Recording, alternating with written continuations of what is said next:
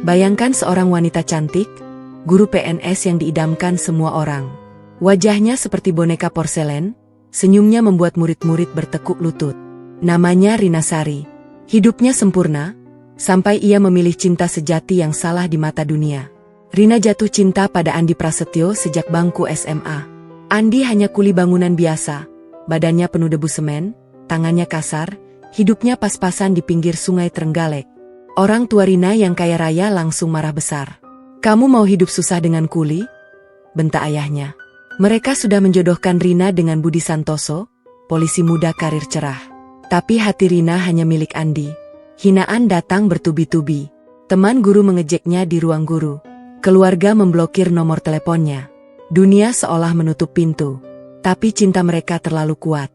Malam itu, di gubuk kecil Andi, nafsu dan kerinduan yang tertahan bertahun-tahun meledak. 2 bulan kemudian, Rina hamil. Skandal meledak. Orang tua mengusirnya. Teman-teman guru menghinanya habis-habisan. Mereka menikah tanpa restu, hidup di kontrakan sempit, makan mie instan, dan menangis setiap malam. Raffi lahir tanpa satupun keluarga yang menjenguk. Rina menangis terseduh di ranjang rumah sakit sambil memeluk bayinya. "Kenapa mereka begitu kejam, Mas?" Tahun demi tahun penuh derita. Hinaan tak pernah berhenti. Tapi Andi berubah. Dari kuli biasa, ia bangkit menjadi kontraktor sukses. Tiba-tiba semua yang dulu menghina datang mendekat. Keluarga Wijaya berlutut minta maaf. Teman guru menangis menyesal. Mereka menerima semua dengan senyum, tapi di hati kecil mereka, luka masih menganga. Lalu datang satu pengakuan yang mengguncang segalanya. Siapa sangka, di balik semua kehinaan dan kebangkitan itu, ada tangan, musuh, yang justru menjadi kunci kesuksesan mereka. Inilah kisah cinta terlarang, pengkhianatan, air mata, dan pengampunan yang paling dramatis. Kisah Rina dan Andi yang akan membuat hati Anda berdegup kencang dari awal sampai akhir. Siapkah Anda mendengar cerita yang penuh konflik, air mata, dan plot twist tak terduga ini? Sebelum mulai ceritanya, coba tuliskan asal daerah kalian dari mana saat menonton video ini. Dan jangan lupa untuk like dan subscribe, agar channel ini semakin berkembang dan membagikan kisah-kisah menarik lainnya. Sekarang mari kita mulai ceritanya.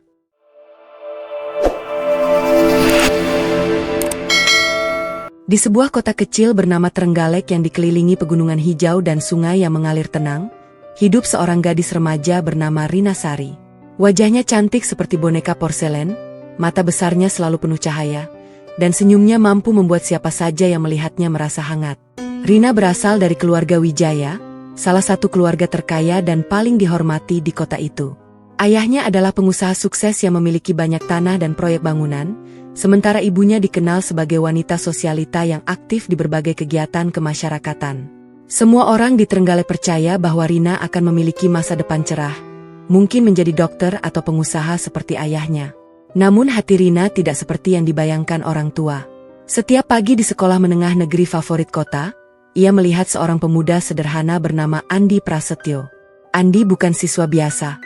Ia hanya pekerja harian yang membantu membersihkan halaman sekolah, menyapu daun kering, dan sesekali memperbaiki pagar yang rusak demi mendapatkan uang saku. Badannya kurus karena kerja keras, kulitnya gelap terbakar matahari, tapi matanya tajam dan penuh kejujuran. Andi tinggal di pinggir sungai dengan ibunya yang sudah janda, hidup pas-pasan tanpa ayah yang meninggal saat ia masih kecil. Pertemuan pertama mereka terjadi di bawah pohon mangga besar di belakang sekolah. Suatu sore hujan gerimis, Rina lupa membawa payung dan berlari mencari tempat berteduh. Andi yang sedang membersihkan sampah langsung melepas jaketnya yang usang dan menutupinya. "Aku tidak apa-apa," kata Rina malu-malu. Andi hanya tersenyum tipis. "Hujan ini biasa, Nona." Tapi senyum Rina itu membuat hatinya berdegup kencang. Sejak hari itu, mereka mulai saling sapa. Percakapan kecil di koridor sekolah berubah menjadi obrolan panjang di pinggir sungai setiap akhir pekan. Andi bercerita tentang mimpi sederhananya ingin membangun rumah untuk ibunya. Rina menceritakan betapa beratnya tekanan dari orang tua yang selalu menuntut kesempurnaan. Cinta mereka tumbuh pelan seperti bunga di musim hujan. Diam-diam, tanpa ada yang tahu. Rina merasa Andi adalah satu-satunya orang yang melihat dirinya sebagai manusia biasa, bukan sebagai anak orang kaya. Andi merasa Rina adalah cahaya di hidupnya yang penuh perjuangan. Suatu malam di bawah bulan purnama, Andi berani menggenggam tangan Rina. Kita akan menikah suatu hari nanti, bisiknya dengan suara gemetar. Rina mengangguk, air matanya jatuh karena bahagia. Janji itu terasa begitu nyata, begitu penuh harapan. Tapi dunia tidak pernah semudah itu. Rahasia mereka bocor ketika seorang teman sekolah melihat mereka berdua di pinggir sungai. Gosip menyebar cepat seperti api di musim kemarau. Ayah Rina, Bapak Wijaya, langsung memanggil putrinya ke ruang tamu mewah rumah mereka. "Kamu gila ya, Rina?" bentaknya dengan suara menggelegar. "Laki-laki itu hanya kuli bangunan biasa. Kami sudah siapkan jodohan yang pantas untukmu, Budi Santoso, polisi muda yang karirnya sedang naik daun." Ibu Rina menangis histeris sambil memeluk anaknya. "Jangan rusak masa depanmu, nak. Dia tidak selevel dengan kita." Rina menangis sepanjang malam di kamarnya. Ia mencoba menjelaskan bahwa Andi baik, jujur, dan mencintainya apa adanya. Tapi orang tua semakin keras. Mereka melarang Rina keluar rumah sendirian, memeriksa ponselnya setiap hari, bahkan mengancam akan memindahkannya ke sekolah lain jika masih berhubungan dengan Andi. Andi pun tidak luput dari tekanan. Mandor di proyek bangunan tempat ia bekerja mulai mengejeknya. "Berani sekali kau pacari anak orang kaya, Andi. Nanti kau dipecat kalau keluarga Wijaya marah." Meski begitu, cinta mereka tidak padam.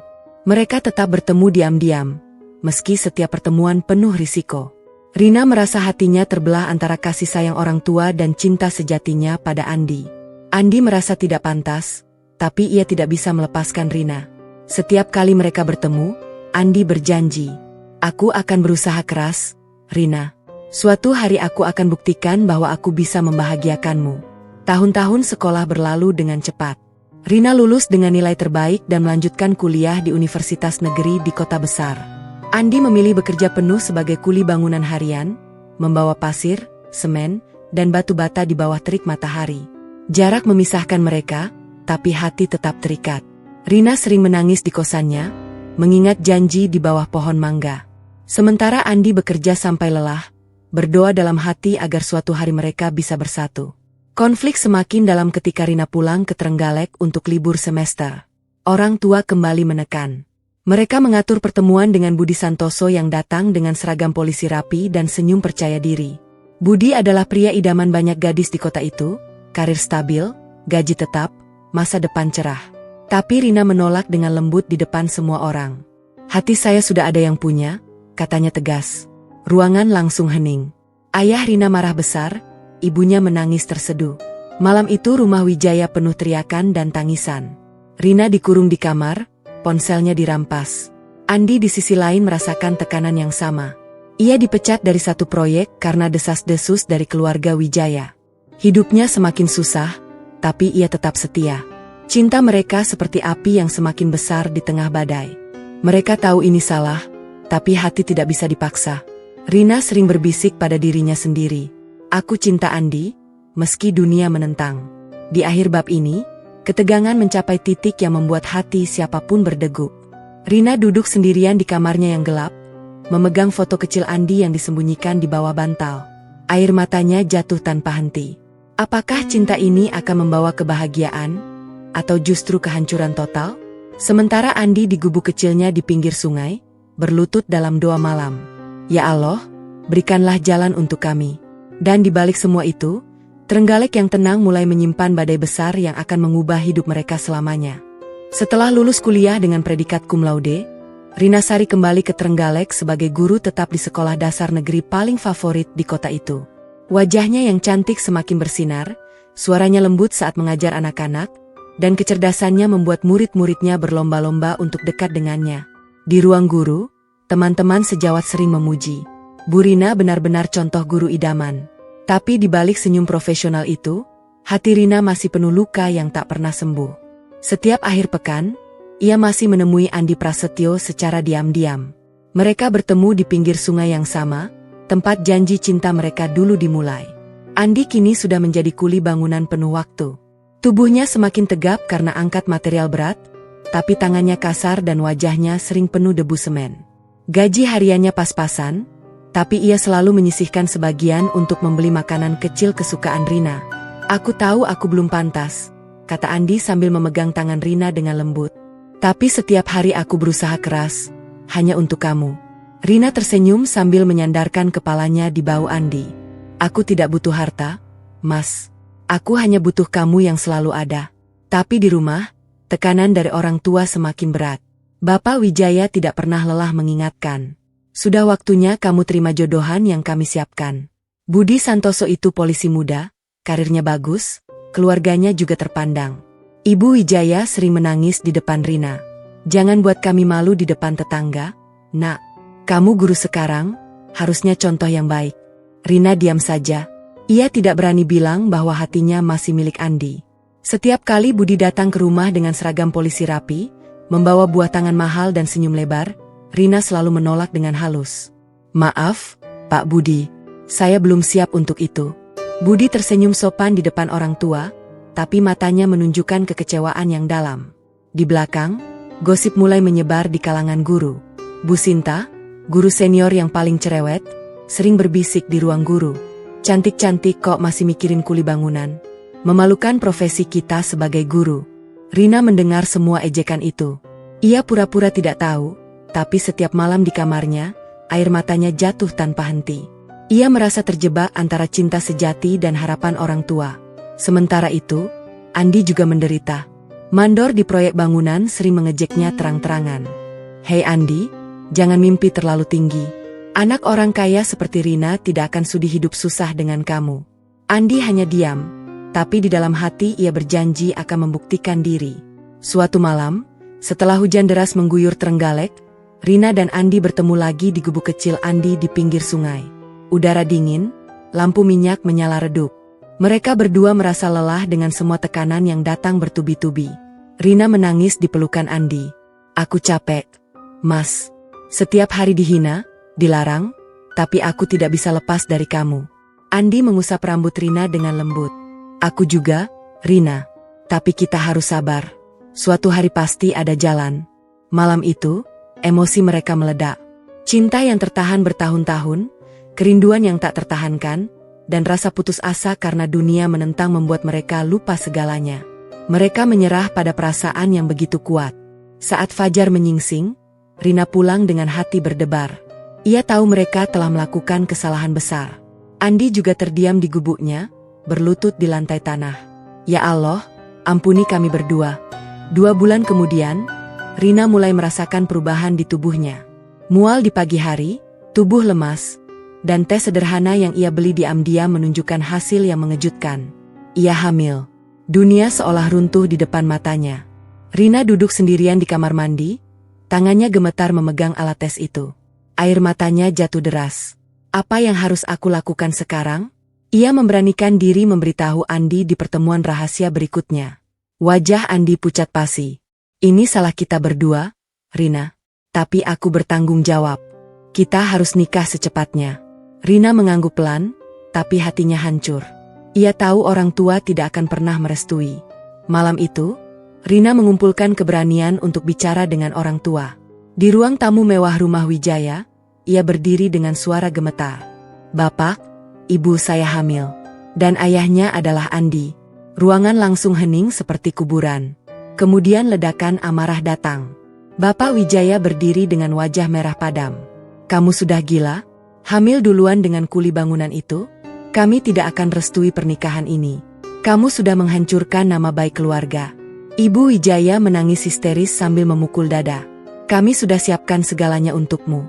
Budi Santoso itu, dan sekarang kamu pilih kehinaan ini? Rina jatuh berlutut. Maaf, Bapak, Ibu, ini kesalahan kami. Tapi kami saling mencinta. Orang tua tetap keras. Mereka mengusir Rina dari rumah malam itu juga, hanya dengan satu tas kecil pakaian. Jangan pernah kembali kalau kamu pilih dia. Rina pergi ke gubuk Andi dengan hati hancur. Andi menyambutnya dengan pelukan hangat, meski ia juga takut. Besok kita ke KUA, kata Andi. Kita nikah secara sah. Meski tanpa restu orang tua.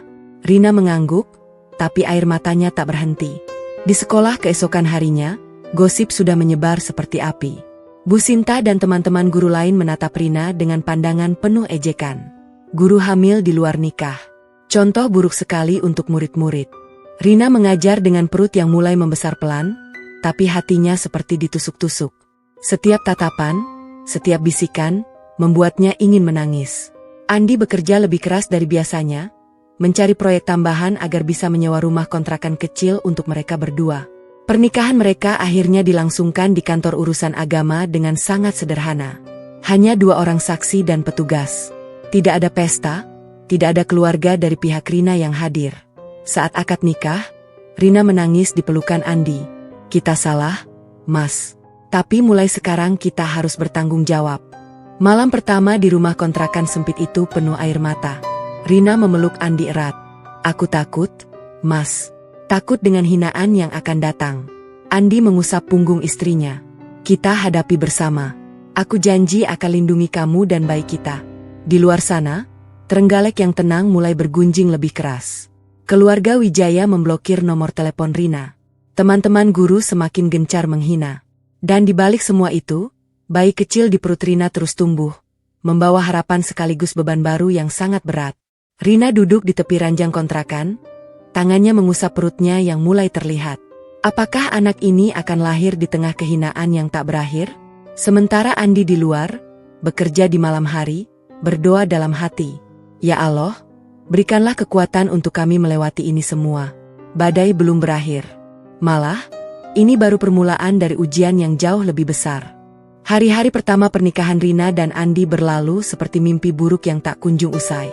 Rumah kontrakan mereka hanyalah sebuah kamar sempit di pinggir gang kecil Trenggalek. Dindingnya lembab, atap bocor saat hujan, dan hanya ada satu kamar mandi bersama dengan tetangga. Perabotannya minim, hanya kasur tipis, meja kecil, dan kompor gas yang sering mati karena tabungnya kosong. Uang mereka pas-pasan. Gaji Andi sebagai kuli bangunan harian hanya cukup untuk makan mie instan dan sayur murah. Rina masih mengajar, tapi perutnya mulai membesar pelan. Setiap pagi ia berdandan rapi, menyembunyikan perut di balik baju longgar, lalu berjalan kaki ke sekolah dengan langkah yang semakin berat. Di ruang guru, hinaan tak pernah berhenti. Bu Sinta, guru senior yang paling vokal, selalu memulai. "Bu Rina, cantik-cantik kok pilih hidup susah dengan kuli. Memalukan sekali profesi guru kita." Teman-teman lain ikut tertawa kecil atau berbisik di belakang. Rina diam saja, pura-pura sibuk mengoreksi tugas siswa. Tapi di dalam hati, setiap kata itu seperti pisau yang menusuk. Murid-murid kelas 6 mulai bertanya polos. "Bu Guru, kenapa perut ibu besar? Apakah ada adik bayi?" Rina tersenyum lembut, menjawab dengan suara pelan. "Iya, Nak." Tapi di belakang, gosip sudah menyebar ke orang tua murid. Beberapa orang tua mulai memandang Rina dengan tatapan sinis saat jemput anak. Andi bangun sebelum subuh setiap hari. Ia berangkat ke proyek bangunan dengan sepeda butut, membawa bekal roti dan air putih. Kerjanya berat, mengangkat pasir, semen, dan batu bata di bawah terik matahari atau hujan deras. Mandor sering mengejeknya di depan rekan kerja. "Hei Andi, kau pikir menikah dengan guru cantik akan bikin hidupmu enak? Lihat saja, nanti kau digantung keluarga Wijaya." Andi hanya menggigit bibir, terus bekerja tanpa mengeluh. Sore hari ia pulang dengan tubuh penuh debu, tangan lecet, dan punggung pegal. Tapi begitu melihat Rina, senyumnya langsung muncul. "Bagaimana harimu, sayang?" tanyanya sambil memeluk istrinya dengan hati-hati karena perut yang membesar. Rina sering menangis sendirian di kontrakan saat Andi belum pulang. Ia duduk di tepi kasur, tangannya mengusap perut. "Maafkan ibu, Nak. Ibu sudah bikin hidup kita susah." Air matanya jatuh ke lantai semen yang dingin. Saat Andi pulang, ia buru-buru menyeka wajahnya. Tapi Andi tahu. Ia duduk di samping Rina, memegang tangannya yang dingin. "Kita salah, Rina. Kita sudah melakukan dosa besar. Tapi mulai sekarang kita harus bertanggung jawab." Rina mengangguk pelan. "Aku tahu, Mas. Aku juga menyesal." Mereka berdua mulai bertobat dengan sungguh-sungguh. Setiap malam setelah makan malam sederhana, Andi sholat tahajud di sajadah kecil yang mereka beli dengan uang tabungan. Air matanya jatuh saat sujud. "Ya Allah, ampuni dosa kami. Beri kami kekuatan untuk menghadapi semua ini." Rina ikut berdoa di sampingnya, membaca Al-Quran dengan suara pelan sambil mengusap perutnya. Tekanan dari keluarga Wijaya semakin berat. Mereka benar-benar memutus hubungan. Telepon Rina diblokir total. Surat yang ia kirim lewat pos dikembalikan tanpa dibuka. Suatu sore, Rina memberanikan diri mendatangi rumah mewah orang tuanya. Ia berdiri di depan gerbang besi dengan perut yang sudah besar. "Bapak, Ibu, tolong buka pintu. Ini Rina." Tapi pintu tetap terkunci. Dari dalam terdengar suara Ibu Wijaya yang parau. "Kami tidak punya anak seperti kamu lagi. Kamu sudah menghancurkan nama baik kami." Rina jatuh berlutut di depan gerbang, menangis terseduh. Tetangga sekitar melihat dari jendela, bisik-bisik semakin keras. "Anak orang kaya kok hamil duluan dengan kuli." Konflik semakin meningkat saat Rina hampir memasuki bulan ke-7.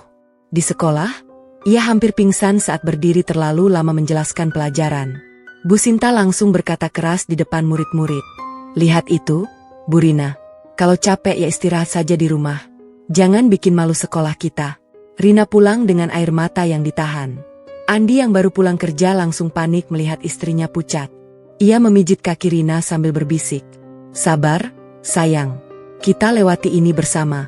Malam itu, Rina merasakan kontraksi kecil pertama. Ia ketakutan, tapi berusaha kuat. Andi segera membawanya ke bidan desa untuk pemeriksaan. Dokter bilang semuanya normal, tapi Rina harus lebih istirahat. Waktu terus berjalan. Perut Rina semakin besar, gerakannya semakin lambat. Hinaan di sekolah tak berkurang. Bahkan kepala sekolah memanggil Rina ke ruangan untuk nasihat halus. "Bu Rina, kami menghargai dedikasi Anda, tapi tolong jaga citra sekolah." Rina hanya mengangguk, hatinya semakin hancur. Di kontrakan, mereka hidup dengan penuh penghematan. Andi sering melewatkan makan siang agar uangnya cukup untuk susu ibu hamil Rina. Mereka mengaku kesalahan mereka berulang kali di depan Allah. Setiap doa terasa lebih dalam, lebih penuh harap. Akhirnya, hari yang ditunggu sekaligus ditakuti itu tiba. Di tengah malam yang hujan deras, Rina merasakan kontraksi hebat. Andi panik, memanggil beca untuk membawa mereka ke rumah sakit kecil di Trenggalek. Proses persalinan berjalan lama dan menyakitkan. Rina berpegangan erat pada tangan Andi, keringat bercampur air mata. "Mas, aku takut." Andi terus mengusap dahinya. "Kuat, sayang. Allah bersama kita." Bayi laki-laki lahir dengan selamat. Mereka memberi nama Raffi Prasetyo. Wajah kecil itu mirip sekali dengan Andi, mata besar seperti Rina. Tapi kegembiraan itu langsung pudar. Kamar rumah sakit sepi, tidak ada keluarga yang datang. Tidak ada Bapak Wijaya, tidak ada Ibu Wijaya, tidak ada sepupu atau kerabat. Rina memeluk Raffi yang baru lahir, tubuhnya gemetar karena tangis. "Kenapa mereka begitu kejam, Mas?" "Raffi cucu mereka." Andi duduk di samping ranjang, suaranya parau. "Ini ujian kita, Rina. Kita sabar. Aku janji akan berubah. Aku akan kerja lebih keras agar Raffi tidak kekurangan apapun." Malam itu, di kamar rumah sakit yang dingin, Rina menatap langit-langit sambil menyusui Raffi. Air matanya jatuh pelan ke pipi bayi kecil itu. Sementara Andi berlutut di sudut ruangan, sholat malam dengan suara bergetar. "Ya Allah, terima kasih atas anugerah ini. Ampuni dosa kami dan lindungi keluarga kecil kami." Di luar sana, hujan masih turun deras, seolah langit ikut menangis bersama mereka. Kehinaan belum berakhir. Malah, dengan kehadiran Raffi, beban hidup mereka akan semakin berat. Tapi di tengah kegelapan itu, secercah harapan kecil mulai tumbuh di hati Rina dan Andi. Mereka tahu, ujian ini belum selesai. Bahkan, badai yang lebih besar masih menanti di depan. Pulang dari rumah sakit, Rina dan Andi membawa Raffi ke rumah kontrakan sempit mereka di pinggir gang kecil Trenggalek. Bayi kecil itu menangis sepanjang malam pertama, suaranya kecil tapi menusuk hati. Rina duduk di tepi kasur tipis sambil menyusui, tubuhnya masih lemah setelah persalinan. Perutnya masih terasa sakit, jahitannya terasa panas setiap kali bergerak. Andi berjongkok di lantai, menggoyang-goyang keranjang bayi yang mereka buat dari kardus bekas. "Istirahat dulu, sayang," bisiknya lembut. "Biar aku yang jaga Raffi malam ini." Tapi Rina menggeleng pelan. "Aku ibunya, Mas. Aku yang harus kuat." Hari-hari berikutnya terasa seperti mimpi buruk yang berulang. Rina mengambil cuti melahirkan selama 3 bulan, tapi gaji guru yang ia terima sudah dipotong separuh. Uang mereka semakin tipis. Andi bekerja dari subuh sampai malam, kadang sampai larut. Ia mengangkat karung semen yang berat, memikul batu bata di bawah terik matahari yang membakar kulit. Gaji hariannya hanya cukup untuk susu bayi, beras, dan sayur murah. Sering kali mereka makan mie instan 2 kali sehari. Rina kadang menahan lapar agar Raffi bisa minum susu lebih banyak. Air susunya mulai berkurang karena stres dan kurang gizi, membuatnya menangis diam-diam di kamar mandi. Di sekolah, ketika Rina akhirnya kembali mengajar setelah cuti, hinaan teman guru semakin menjadi. Bu Sinta berdiri di depan ruang guru dengan suara keras yang sengaja didengar semua orang. Lihat Bu Rina, baru melahirkan sudah kembali kerja. Kasihannya, suaminya cuma kuli. Harusnya dulu terima jodohan polisi itu. Teman-teman lain ikut tertawa kecil atau pura-pura sibuk membalik halaman buku. Rina menunduk, tangannya gemetar saat memegang buku pelajaran. Murid-murid kelas 1 melihatnya dengan mata polos. Bu guru, kenapa mata ibu merah? Tanya salah seorang anak. Rina tersenyum paksa. Tidak apa-apa, nak. Ibu hanya kurang tidur. Setiap pulang sekolah, Rina berjalan kaki sambil menggendong Raffi yang dibawa dalam kain panjang. Tetangga kontrakan sering berbisik di pintu rumah mereka. Anak orang kaya kok hidup begini? Hamil duluan, sekarang susah sendiri. Tidak ada keluarga yang datang menjenguk. Bahkan saat Raffi demam tinggi di usia 2 bulan, tidak ada satupun kerabat Wijaya yang muncul. Rina menelepon nomor ibunya berkali-kali, tapi selalu tersambung ke suara operator.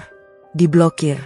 Ia duduk di lantai kontrakan yang dingin, memeluk Raffi yang panas badannya sambil menangis terseduh. Kenapa mereka begitu kejam? Mas? Raffi cucu mereka. Andi yang baru pulang kerja langsung memeluk keduanya. Ia mencium kening Rina yang basah. Sabar, sayang. Allah sedang menguji kita. Kita sudah salah dulu, sekarang kita bayar dengan kesabaran. Postpartum Rina semakin berat. Kadang ia merasa ingin menyerah. Malam-malam ia terbangun karena tangisan Raffi, tapi hatinya kosong. Ia menatap langit-langit kontrakan yang retak, air matanya mengalir tanpa suara. Aku tidak pantas jadi ibu, bisiknya pada diri sendiri. Andi melihat semua itu. Ia semakin jarang tidur. Setelah sholat tahajud, ia duduk di samping Rina, memijit pundak istrinya yang tegang. Kamu hebat, Rina. Lihat Raffi kita, sehat dan lucu. Kita akan lewati ini. Setiap malam, mereka berdoa bersama. Andi sujud lebih lama, air matanya jatuh di sajadah kecil. Ya Allah, ampuni dosa kami. Beri kami rezeki yang halal agar Raffi tidak kekurangan. Rina ikut berdoa dengan suara bergetar, tangannya mengusap punggung Raffi yang tertidur. Konflik semakin meningkat ketika Andi mengalami kecelakaan kecil di proyek. Sebuah balok kayu jatuh mengenai kakinya. Lukanya tidak dalam, tapi ia harus libur 2 hari tanpa upah. Rumah kontrakan semakin gelap. Mereka harus meminjam uang dari tetangga yang baik hati, tapi tetangga itu juga bergosip. Kasihan Andi, kerja keras tapi dapat apa? Rina merasa bersalah. Ia menjual salah satu kalung kecil yang dulu diberikan ibunya dulu, meski harganya tidak seberapa. Uang itu mereka pakai untuk obat Andi dan susu Raffi. Di sekolah, Bu Sinta semakin berani. Ia mendekati Rina di koridor. Bu Rina, kalau butuh bantuan, bilang saja. Tapi jangan sampai murid tahu suami kamu cuma kuli biasa. Rina menahan air mata sampai pulang. Malam itu ia menangis di pelukan Andi. Aku capek, Mas. Hinaan ini tidak pernah berhenti. Andi mulai berubah pelan-pelan. Di sela-sela kerja, ia bertanya pada mandor senior tentang cara membangun usaha kecil. Ia belajar dari buku bekas yang ia beli di pasar Loak. Malam hari, setelah Rina dan Raffi tidur, Andi duduk di bawah lampu minyak, mencatat nama-nama material bangunan dan cara mengurus tender kecil. Ia tahu, kalau terus jadi kuli, keluarganya tidak akan pernah lepas dari kehinaan. Tapi ia tidak bilang apa-apa pada Rina. Ia ingin memberi kejutan suatu hari. Suatu sore yang hujan deras, Rina pulang sekolah dengan Raffi yang rewel. Ia basah kuyup karena payung rusak. Di kontrakan, ia melihat Andi sedang membersihkan luka di kakinya. Hatinya hancur. Ia jatuh berlutut di depan suaminya. Maafkan aku, Mas. Karena aku, kamu menderita seperti ini. Andi mengangkat wajah Rina dengan lembut. Ini bukan salahmu saja. Kita berdua yang salah dulu. Tapi sekarang kita punya Raffi. Dia alasan kita kuat. Mereka berpelukan lama, air mata bercampur. Raffi di keranjang mulai menangis lagi, seolah merasakan kesedihan orang tuanya. Malam itu, setelah Raffi tertidur, Rina dan Andi duduk di teras kontrakan yang bocor. Mereka menatap langit gelap terenggalek. Andi berbisik, "Aku janji, Rina, aku akan berubah. Aku tidak mau Raffi besar nanti dihina seperti kita."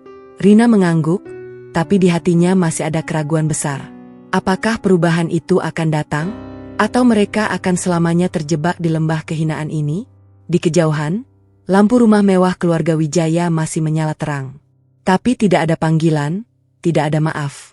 Hanya hujan yang terus turun, seolah mencuci luka yang semakin dalam di hati Rina dan Andi. Ujian belum berakhir. Malah, semakin berat. Dan di balik semua tangisan Raffi, ada doa yang semakin kuat, menunggu jawaban dari Allah yang Maha Pengasih. Waktu berlalu begitu cepat meski setiap harinya terasa seperti beban berat yang tak pernah ringan. Raffi kini sudah berusia 1 tahun. Bayi kecil itu tumbuh menjadi balita lincah dengan mata besar mirip Rina dan senyum lebar seperti Andi. Ia mulai belajar berjalan di lantai semen kontrakan yang dingin, tangannya kecil sering memegang kaki Rina saat ibunya sibuk menyiapkan makan pagi. Rina kembali mengajar penuh waktu di sekolah dasar negeri itu, meninggalkan Raffi di tangan tetangga yang baik hati setiap pagi. Tapi hati Rina selalu gelisah. Setiap kali pulang, ia khawatir Raffi sakit atau menangis sepanjang hari karena merindukan ibunya. Andi semakin jarang berada di rumah. Ia bangun sebelum azan subuh, berangkat ke proyek dengan sepeda butut yang rodanya sudah goyang. Kerjanya bukan lagi hanya kuli biasa. Ia mulai mengajukan diri sebagai mandor kecil untuk proyek rumah sederhana di pinggiran Trenggalek. Mandor utama memberinya kesempatan karena melihat ketekunan Andi. "Aku bisa atur pekerja harian, Pak," kata Andi dengan suara mantap meski hatinya berdebar.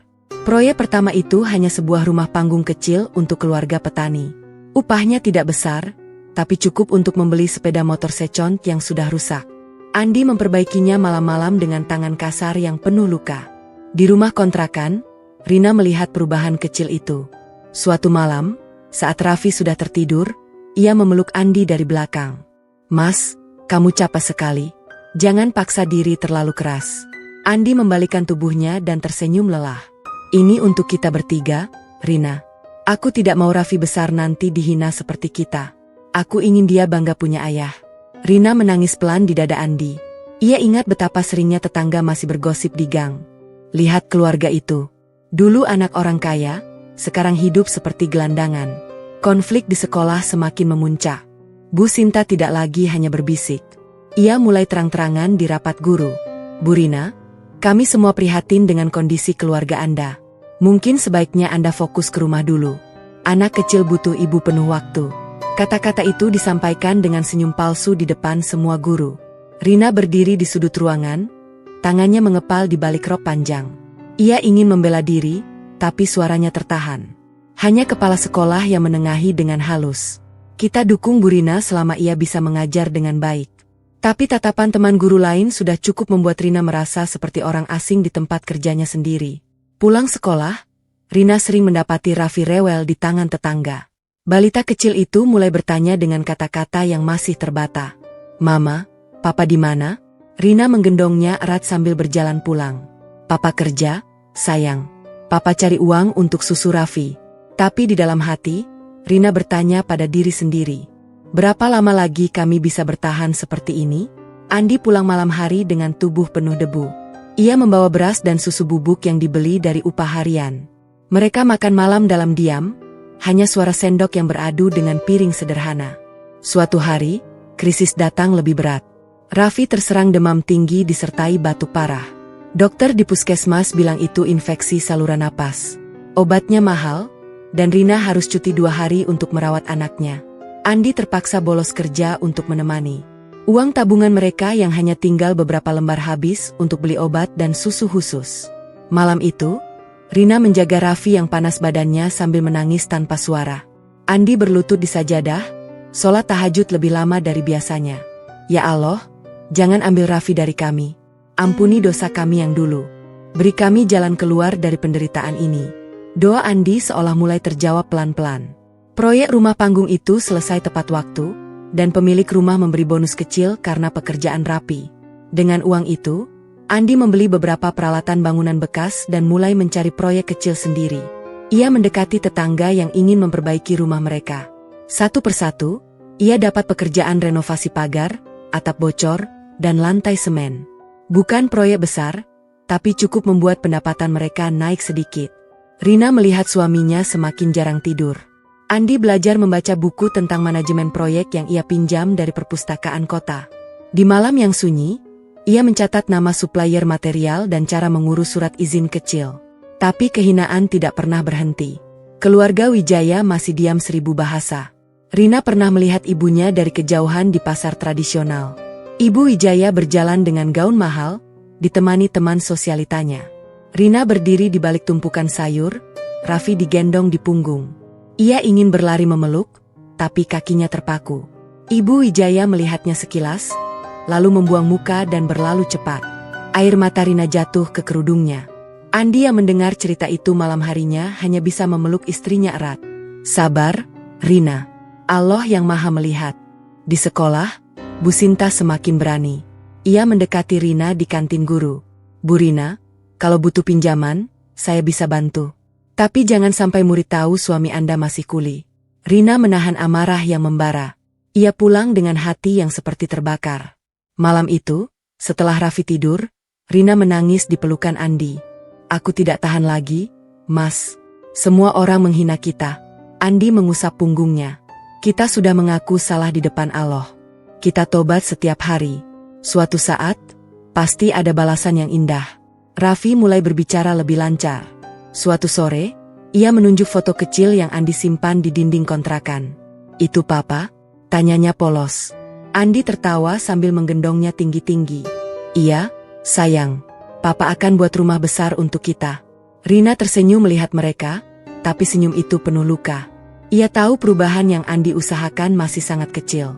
Proyek renovasi masih jarang, uang masih pas-pasan, dan hinaan masih datang setiap hari. Di ujung gang kontrakan, angin malam terenggalek berhembus dingin.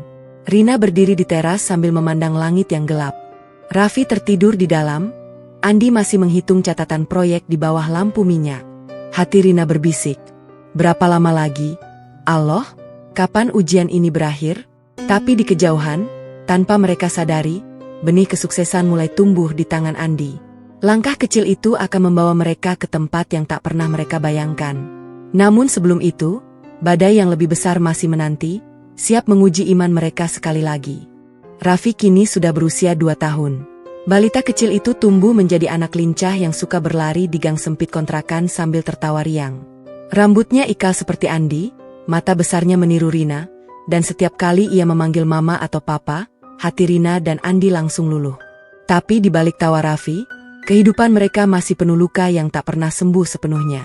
Rumah kontrakan masih sama, dindingnya semakin lembab, atapnya masih bocor saat hujan deras. Uang mereka sedikit lebih baik karena Andi mulai dapat proyek renovasi kecil secara rutin, tapi tetap belum cukup untuk pindah ke tempat yang lebih layak. Setiap pagi Rina bangun lebih awal. Ia menyiapkan sarapan sederhana berupa nasi putih dan telur goreng sebelum mengantar Raffi ke tetangga yang merawatnya. Lalu ia berjalan ke sekolah dengan langkah yang sudah terbiasa berat. Di ruang guru, suasana semakin dingin.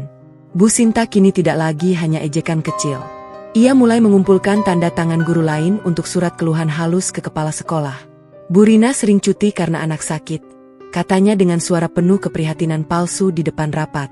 Kami khawatir ini mengganggu proses belajar murid-murid. Rina berdiri di pojok ruangan, tangannya mengepal di balik rok. Ia ingin membantah, tapi suaranya tertahan di tenggorokan. Hanya kepala sekolah yang menengahi dengan nada lelah. Kita beri Bu Rina kesempatan. Ia guru yang baik. Pulang sekolah, Rina sering mendapati Raffi menunggunya di depan pintu kontrakan dengan mata berbinar. Mama pulang. Tapi kadang balita itu rewel karena seharian merindukan ibunya. Rina menggendongnya erat, mencium pipi gembil yang masih bau susu. Maaf ya sayang, ibu harus kerja. Andi pulang sore hari dengan tubuh penuh debu dan senyum lelah. Ia kini bukan hanya kuli biasa lagi. Proyek renovasi pagar dan atap bocor datang lebih sering. Ia mulai rekrut 2 pekerja harian untuk bantu, membayar mereka dari keuntungan kecil. Malam-malam ia duduk di meja kayu reot, menghitung catatan dengan pensil yang sudah pendek. Rina memperhatikannya dari kasur sambil menyusui Raffi yang tertidur. Mas, kamu tidur yang cukup. Jangan sampai sakit. Andi mengangguk tanpa mengangkat wajah. Ini untuk kita, Rina. Aku sudah dapat proyek yang lebih besar minggu depan. Rumah 2 lantai di pinggir kota. Kalau sukses, kita bisa bayar uang muka kontrakan yang lebih baik. Harapan kecil itu membuat Rina tersenyum untuk pertama kalinya setelah berbulan-bulan. Tapi konflik di luar semakin mendekat seperti bayangan gelap. Suatu sore, saat Andi sedang mengukur material di proyek baru, mandor lama yang dulu sering mengejeknya datang dengan wajah sinis. "Hei Andi, kau pikir bisa jadi bos kecil sekarang? Keluarga Wijaya masih pantau kamu loh." Satu kata saja dari mereka, proyek ini bisa batal. Andi berdiri tegar meski hatinya berdegup. "Aku kerja halal, Pak. Tidak ganggu siapa-siapa." Tapi malam harinya, ia menceritakan semuanya pada Rina dengan suara pelan. Rina menangis di pelukannya. "Kenapa mereka tidak pernah lelah menghancurkan kita, Mas?" Keluarga Wijaya memang masih diam, tapi angin perubahan kecil mulai terasa. Suatu hari, sepupu Rina yang masih dekat dengan orang tua datang ke sekolah diam-diam. Ia menunggu Rina di gerbang dengan wajah canggung. "Tante bilang, kalau kamu mau minta maaf dan tinggalkan Andi, keluarga siap terima kamu kembali. Raffi bisa dibesarkan di rumah besar." Rina terpaku. Air matanya langsung jatuh. "Katakan pada tante, aku sudah punya suami dan anak. Aku tidak akan tinggalkan mereka." Sepupu itu pergi dengan gelengan kepala. Malam itu Rina menceritakan kejadiannya pada Andi. Suaminya hanya memeluknya erat. "Kita sudah salah dulu, Rina. Sekarang kita bayar dengan kesabaran. Allah yang akan balas." Di kontrakan, Raffi mulai bertanya hal-hal yang menyayat hati. "Papa, kenapa kita tidak punya kakek nenek seperti teman Raffi?" Rina dan Andi saling pandang dengan mata berkaca. Andi mengangkat Raffi ke pangkuannya. "Kakek nenek Raffi lagi jauh, sayang. Tapi papa dan mama selalu ada." Raffi tersenyum polos, tapi pertanyaan itu meninggalkan luka baru di hati orang tuanya. Rina sering menangis sendirian di kamar mandi setelah itu. Ia mengusap air mata sambil berbisik, "Allah, kapan ujian ini berakhir? Aku sudah tobat setiap hari." Andi semakin giat. Proyek rumah 2 lantai itu berjalan lancar. Ia bangun sebelum subuh, sholat tahajud dengan sujud yang lebih lama. "Ya Allah, berkahi usaha kami. Jangan biarkan Raffi merasakan kehinaan seperti kami." Keuntungan dari proyek itu cukup untuk membeli motor yang lebih baik dan sedikit tabungan. Untuk pertama kalinya, mereka makan daging ayam goreng di malam minggu. Raffi tertawa gembira sambil menggenggam sendok kecilnya. Tapi di sekolah, Bu Sinta tidak tinggal diam. Ia mulai menyebarkan gosip baru di kalangan orang tua murid. Bu Rina itu, suaminya baru naik sedikit, sudah sombong. Padahal dulu hamil duluan. Hinaan itu membuat Rina hampir menyerah. Suatu malam hujan deras, ia duduk di teras kontrakan yang basah, memeluk lututnya. Andi keluar dan duduk di sampingnya. Ia memegang tangan Rina yang dingin. "Ingat janji kita dulu di bawah pohon mangga, Rina? Kita akan menikah dan bahagia. Sekarang kita sudah punya Raffi. Itu sudah bahagia yang paling besar." Rina menyandarkan kepalanya di bahu Andi. "Aku tahu, Mas, tapi sakitnya masih ada." Mereka berpelukan lama di bawah hujan yang mulai reda, air mata bercampur dengan tetes hujan. Di kejauhan, lampu rumah mewah Wijaya masih menyala terang. Tapi di kontrakan kecil itu, harapan kecil mulai tumbuh seperti tunas di tanah kering. Andi sudah dapat tawaran proyek renovasi gedung kecil dari seorang pengusaha yang melihat kerjanya rapi. Kalau proyek itu sukses, hidup mereka bisa berubah. Tapi Rina merasa ada badai baru yang mendekat. Ia tidak tahu bahwa di balik semua itu, seseorang dari masa lalu sedang memperhatikan mereka dengan mata yang penuh dendam tersembunyi. Trenggalek yang tenang mulai menyimpan rahasia yang akan segera meledak. Dan di tengah doa malam Andi yang semakin khusyuk, cahaya kecil itu masih rapuh, siap diuji lagi dengan kekuatan yang lebih dahsyat. Raffi kini sudah berusia 3 tahun. Anak kecil itu tumbuh menjadi bocah ceria yang suka berlari-lari di gang kontrakan sambil memanggil nama ayah dan ibunya dengan suara lantang. Rambut ikalnya semakin tebal, senyumnya lebar seperti Andi, dan pertanyaannya yang polos sering membuat hati Rina dan Andi teriris. Setiap sore ia duduk di teras kecil, menunggu Andi pulang sambil memegang mainan mobil-mobilan dari kardus bekas. "Papa pulang, Papa pulang," serunya girang. Tapi di balik tawa polos Raffi, badai di keluarga kecil itu semakin dahsyat. Andi kini bukan lagi kuli biasa. Proyek renovasi kecil yang ia kerjakan selama 2 tahun terakhir mulai membuahkan hasil. Ia berhasil mendapatkan tender renovasi sebuah rumah mewah di pinggiran Trenggalek milik seorang pengusaha lokal. Proyek itu bukan yang terbesar, tapi cukup besar untuk ukurannya sekarang. Andi harus mengatur 10 pekerja harian, mengurus material semen, besi, dan cat yang bernilai jutaan rupiah. Ia bangun sebelum subuh, sholat tahajud dengan sujud yang semakin lama. "Ya Allah, berkahi usaha ini. Jangan biarkan keluarga kami jatuh lagi. Setelah doa, ia berangkat dengan motor second yang sudah agak mulus, membawa catatan tebal di tas ransel usang. Rina melihat perubahan itu dengan campur aduk. Di satu sisi ia bangga, tapi di sisi lain ia takut. Suatu malam, saat Raffi sudah tertidur lelap, Rina memeluk Andi di kasur tipis mereka. "Mas, proyek ini besar. Kalau gagal, kita bisa semakin susah." Andi mengusap rambut istrinya dengan tangan kasar yang masih berbau semen. "Ini ujian terakhir kita, Rina. Aku sudah belajar dari kesalahan dulu. Kalau sukses, kita bisa pindah ke rumah yang lebih layak. Raffi tidak perlu lagi tidur di kamar yang lembab ini." Rina tersenyum tipis, tapi air matanya jatuh diam-diam. Ia ingat betapa seringnya tetangga masih bergunjing. Lihat Andi itu, dulu kuli sekarang sok jadi kontraktor kecil. Masih saja miskin. Konflik di sekolah mencapai titik yang lebih menyakitkan. Bu Sinta kini tidak lagi puas dengan ejekan kecil. Ia datang ke ruangan kepala sekolah dengan selembar surat yang ditandatangani beberapa guru. "Bu Rina sering terlambat karena urusan keluarga," kata Bu Sinta dengan suara penuh keprihatinan palsu. "Kami khawatir ini memengaruhi prestasi murid-murid." Kepala sekolah memanggil Rina sore itu. "Bu Rina, saya paham situasi Anda, tapi tolong jaga keseimbangan." Rina berdiri dengan tubuh gemetar. Ia ingin menjelaskan bahwa Andi sedang berjuang keras, bahwa Raffi butuh perhatian, tapi lidahnya keluh. Pulang sekolah, ia menangis di jalan sambil menggendong Raffi yang rewel. "Mama kenapa nangis?" tanya Raffi polos sambil menyentuh pipi ibunya. Rina buru-buru menyeka air mata. "Mama senang, sayang. Papa lagi kerja besar." Di rumah kontrakan, tekanan semakin berat. Raffi mulai bertanya hal-hal yang lebih dalam. "Mama, kenapa kakek dan nenek tidak pernah datang?" Teman Raffi di tetangga punya kakek nenek yang kasih mainan. Rina dan Andi saling pandang dengan hati hancur. Andi mengangkat Raffi ke pangkuannya, suaranya parau. "Kakek nenek Raffi lagi sibuk, Nak. Tapi papa dan mama sayang Raffi selamanya." Bocah kecil itu mengangguk, tapi matanya tampak sedih. Malam itu, setelah Raffi tidur, Rina ambruk di pelukan Andi. "Aku tidak tahan, Mas." Raffi mulai sadar kita berbeda. Kenapa keluarga kita begitu kejam? Andi hanya bisa memeluk istrinya erat, air matanya jatuh ke rambut Rina. "Kita sudah tobat, Rina. Kita sudah minta ampun pada Allah setiap malam." Sabar, Allah tidak tidur. Proyek rumah mewah itu berjalan lancar di minggu-minggu pertama. Andi bekerja dari pagi sampai malam, mengawasi setiap detail. Ia belajar mengurus pembukuan sederhana, bernegosiasi dengan supplier, dan memastikan pekerja tidak bolos. Keuntungan pertama mulai masuk. Untuk pertama kalinya, mereka bisa membeli daging sapi dan buah segar untuk Raffi.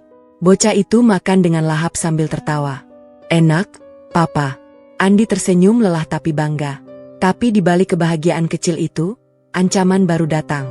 Suatu sore, seorang kenalan lama dari keluarga Wijaya datang ke proyek. Ia berdiri di depan Andi dengan senyum dingin. "Bapak Wijaya dengar kamu mulai berani naik kelas, Andi. Hati-hati.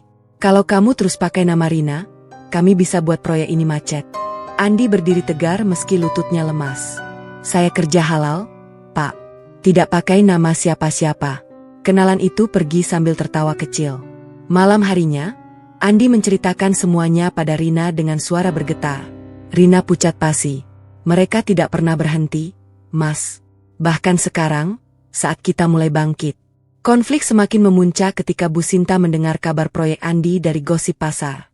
Di ruang guru keesokan harinya, ia berteriak cukup keras agar semua dengar. "Bu Rina, suami Anda sekarang kontraktor ya? Hati-hati, nanti proyek gagal, malah tambah susah." Teman guru lain ikut berbisik. Rina pulang dengan hati seperti terbakar. Di kontrakan, ia ambruk di lantai, menangis terseduh sambil memeluk Raffi yang ketakutan. "Mama, jangan nangis. Raffi sayang Mama." Andi yang baru pulang langsung berlutut di samping mereka. Ia memeluk keduanya, suaranya pecah. "Kita hadapi bersama. Aku sudah dapat proyek berikutnya yang lebih besar. Kalau ini sukses, kita bisa beli rumah kecil sendiri." Tapi di tengah malam yang hujan deras, telepon Andi berdering. Supplier material bilang ada masalah. Pembayaran tertunda karena bank meminta verifikasi tambahan. Andi tahu ini bukan kebetulan. Ia berlutut di sajadah basah oleh air matanya. "Ya Allah, Jangan ambil harapan ini dari kami. Kami sudah menderita bertahun-tahun. Rina duduk di sampingnya, tangannya memegang bahu suami. Mereka berdoa bersama, suara mereka bergetar di antara deru hujan. Di luar sana, Trenggalek mulai berubah. Berita tentang kontraktor baru bernama Andi Prasetyo mulai beredar di kalangan kecil. Tapi di rumah mewah Wijaya, Bapak Wijaya menatap foto lama Rina dengan mata berkaca. Sementara itu, di kantor polisi, Letnan Budi Santoso duduk diam di mejanya, memandang dokumen tender proyek Andi dengan tatapan yang sulit dibaca. Badai belum berakhir. Malah, angin kencang mulai berhembus lebih kencang. Dan di balik doa malam yang khusyuk, sebuah rahasia besar mulai terkuak pelan, siap mengubah segalanya di saat yang paling tak terduga. Raffi kini sudah berusia 4 tahun. Bocah kecil itu tumbuh menjadi anak penuh semangat yang suka menggambar rumah besar di kertas bekas sambil bernyanyi lagu anak-anak. Setiap pagi ia membantu Rina menyapu lantai kontrakan yang masih lembab, tangan kecilnya memegang sapu yang lebih besar dari tubuhnya. "Mama, nanti kita punya rumah seperti gambar Raffi ya?" Tanyanya polos setiap kali selesai menggambar. Rina hanya tersenyum sambil menahan air mata. "Iya sayang, suatu hari nanti." Tapi di dalam hati, ia bertanya berapa lama lagi janji itu akan terwujud. Proyek renovasi rumah mewah Andi hampir selesai. Sudah 2 bulan ia bekerja tanpa henti. Pagi hingga malam ia mengawasi pekerja, memeriksa setiap pasang keramik, cat dinding, dan rangka besi. Keuntungan yang dijanjikan cukup untuk membayar uang muka rumah kontrakan baru yang lebih layak di pinggir kota. Andi pulang setiap malam dengan tubuh lelah tapi mata berbinar. "Rina, minggu depan kita bisa lihat rumah baru itu. Raffi bisa punya kamar sendiri." Rina memeluk suaminya erat, mencium bau semen yang melekat di bajunya. "Aku bangga padamu, Mas." Tapi di balik pelukan itu, ia merasakan ketakutan yang semakin besar. Konflik di sekolah mencapai puncak yang tak terduga. Suatu pagi, Bu Sinta datang ke ruang guru dengan selembar surat resmi dari Dinas Pendidikan. Ia membacanya keras di depan semua guru. "Bu Rina, ada laporan bahwa Anda sering membawa masalah pribadi ke sekolah. Kami minta Anda untuk menjelaskan di rapat besok." Rina berdiri dengan wajah pucat. Ia tahu ini ulah Bu Sinta yang terus menyebarkan gosip tentang proyek Andi. Di rapat itu, semua mata tertuju padanya. "Bu Rina, kami menghargai kerja keras Anda, tapi citra sekolah harus dijaga. Jika ada masalah keluarga lagi, mungkin kami harus mempertimbangkan posisi Anda." Kata-kata itu seperti tamparan di wajah. Rina pulang dengan langkah gontai, Raffi digendong di punggungnya menangis karena merasakan kesedihan ibunya. Di kontrakan, badai semakin dahsyat. Raffi jatuh sakit lagi. Demam tinggi disertai diare membuat bocah itu lemah tak berdaya. Rina harus cuti mendadak untuk merawatnya. Andi terpaksa meninggalkan proyek di tengah hari untuk membeli obat di apotek. Uang tabungan yang mulai terkumpul habis dalam 2 hari. Malam itu, Raffi menangis di pangkuan Rina. "Mama, Raffi sakit. Papa mana?" Andi berlutut di samping mereka, tangannya memegang tangan kecil Raffi.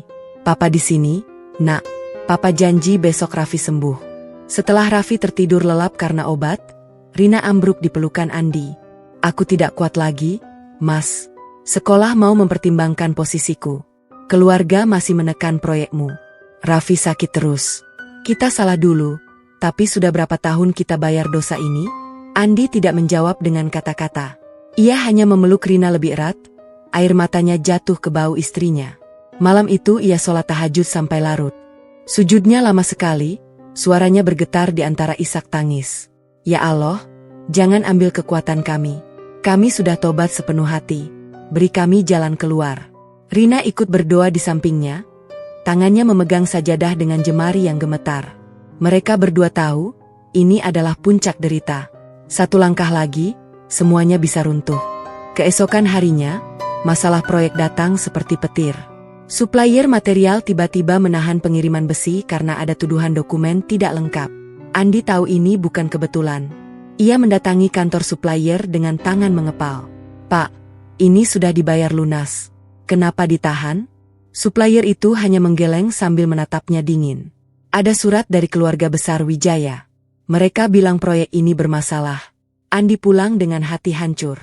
Ia duduk di teras kontrakan, kepalanya tertunduk. Rina mendekat, memegang bahunya. "Mas, kita jual motor saja. Bayar denda kalau perlu." Andi menggeleng. "Tidak, Rina, ini ujian terakhir. Aku tidak mau menyerah. Di sekolah, rapat kedua digelar. Kepala sekolah memanggil Rina secara pribadi. Bu Rina, ada tekanan dari beberapa orang tua murid. Mereka khawatir citra sekolah. Saya sarankan Anda ambil cuti panjang dulu. Rina menangis di depan meja kepala sekolah. Pak, ini pekerjaan satu-satunya saya. Anak saya butuh makan. Kepala sekolah hanya menghela napas panjang. Saya paham, Bu, tapi tangan saya juga terikat. Rina pulang dengan surat cuti paksa di tangan. Raffi yang sudah mulai sembuh menyambutnya dengan pelukan kecil. Mama, jangan sedih. Raffi sudah enak. Malam itu, hujan deras mengguyur Trenggalek lagi.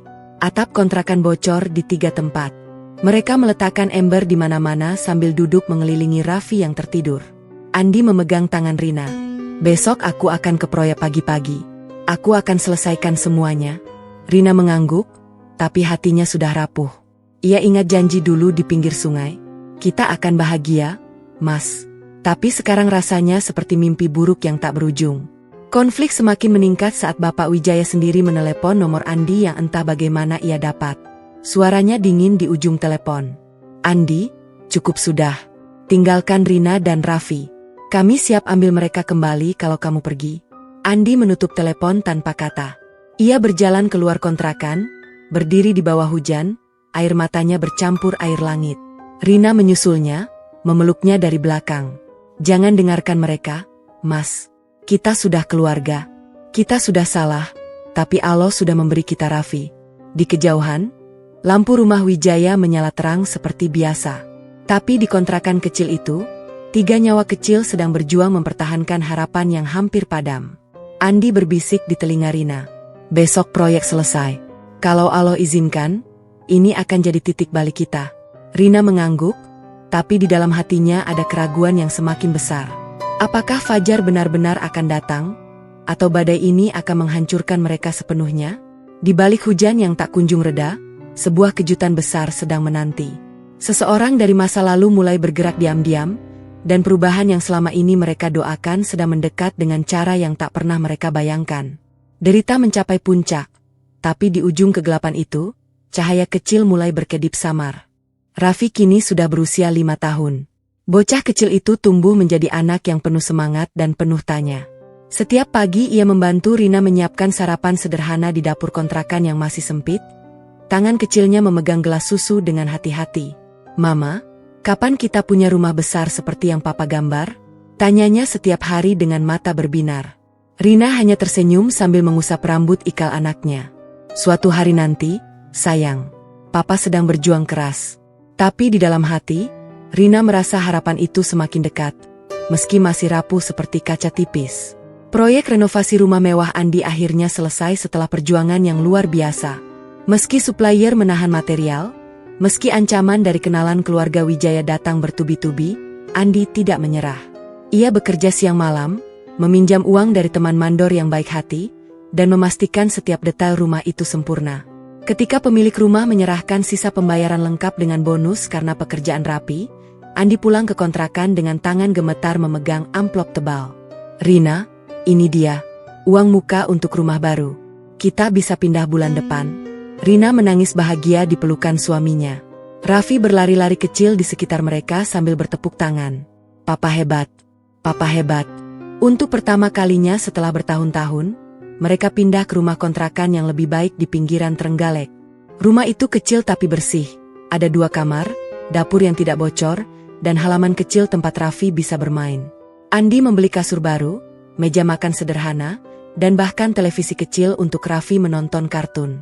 Malam pertama di rumah baru itu penuh syukur. Mereka makan malam bersama dengan lauk yang lebih layak. Raffi tertawa riang sambil menunjuk dinding. Ini rumah Raffi sekarang. Rina memeluk suaminya di teras saat Raffi sudah tidur. Mas, akhirnya kita bisa bernapas sedikit. Tapi Andi hanya mengangguk pelan. Ini baru permulaan, Rina. Aku sudah dapat tawaran proyek yang lebih besar. Kalau Allah izinkan, kita akan bangkit sepenuhnya. Namun di balik kebahagiaan kecil itu, luka hati masih sangat dalam. Di sekolah, meski Rina sudah kembali mengajar setelah cuti panjang, Bu Sinta tidak berhenti. Guru senior itu kini melihat perubahan Andi dan semakin iri. Bu Rina, Suami Anda sekarang kontraktor ya? Hati-hati, nanti sukses sebentar saja lalu jatuh lagi. Kata-kata itu disampaikan dengan senyum manis di depan ruang guru, tapi Rina tahu maksudnya. Teman guru lain mulai berubah sikap. Ada yang mendekat dengan sopan, tapi tatapan mereka masih penuh ejekan lama. Rina diam saja, tapi setiap pulang sekolah ia menangis di kamar sambil memeluk bantal. Andi melihat istrinya dan hanya bisa memegang tangannya. Sabar, sayang. Kita sudah tobat setiap hari. Allah melihat semua. Keluarga Wijaya masih diam 1000 bahasa. Rina pernah melihat ayahnya dari kejauhan saat ia mengantar Raffi bermain di taman kota. Bapak Wijaya berdiri di pinggir jalan dengan mobil mewahnya, menatap mereka sebentar, lalu membuang muka dan pergi. Rina berdiri membeku, air matanya jatuh pelan. Raffi menarik tangan ibunya. Mama, siapa itu? Rina menggeleng pelan. Tidak ada siapa-siapa, sayang. Andi yang mendengar cerita itu malam harinya hanya memeluk Rina erat. Mereka akan datang suatu hari, Rina. Tapi saat itu, kita sudah tidak butuh mereka lagi. Andi semakin giat bekerja. Proyek baru yang lebih besar datang dari seorang pengusaha yang melihat hasil renovasi sebelumnya. Kali ini adalah pembangunan sebuah ruko 2 lantai di pusat kota Trenggalek. Andi harus mengatur 20 pekerja, mengurus tender resmi, dan belajar mengurus surat-surat izin yang rumit. Ia sholat tahajud lebih khusyuk dari sebelumnya. Ya Allah, berkahi tangan kami.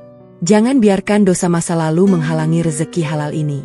Rina melihat suaminya semakin jarang tidur, tapi ia juga melihat cahaya di mata Andi yang dulu redup.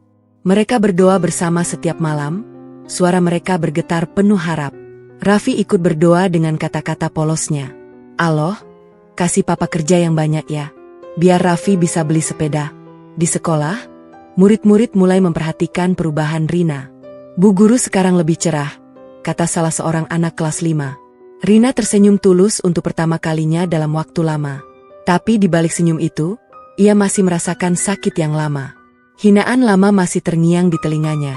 Ia sering berbisik pada diri sendiri saat sendirian. Kami sudah salah, Allah. Kami sudah bayar dengan air mata.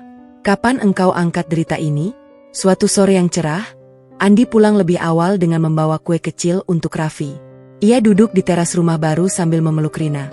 Rina, proyek ruko ini kalau sukses, kita bisa beli rumah sendiri. Bukan kontrakan lagi. Rina menyandarkan kepalanya di bahu suaminya. Aku takut bahagia terlalu cepat. Mas, takut semuanya hilang lagi. Andi mengusap punggung istrinya. Kita sudah lewati yang terberat. Sekarang tinggal percaya. Di luar sana, berita tentang kontraktor muda bernama Andi Prasetyo mulai beredar di kalangan kecil Trenggalek.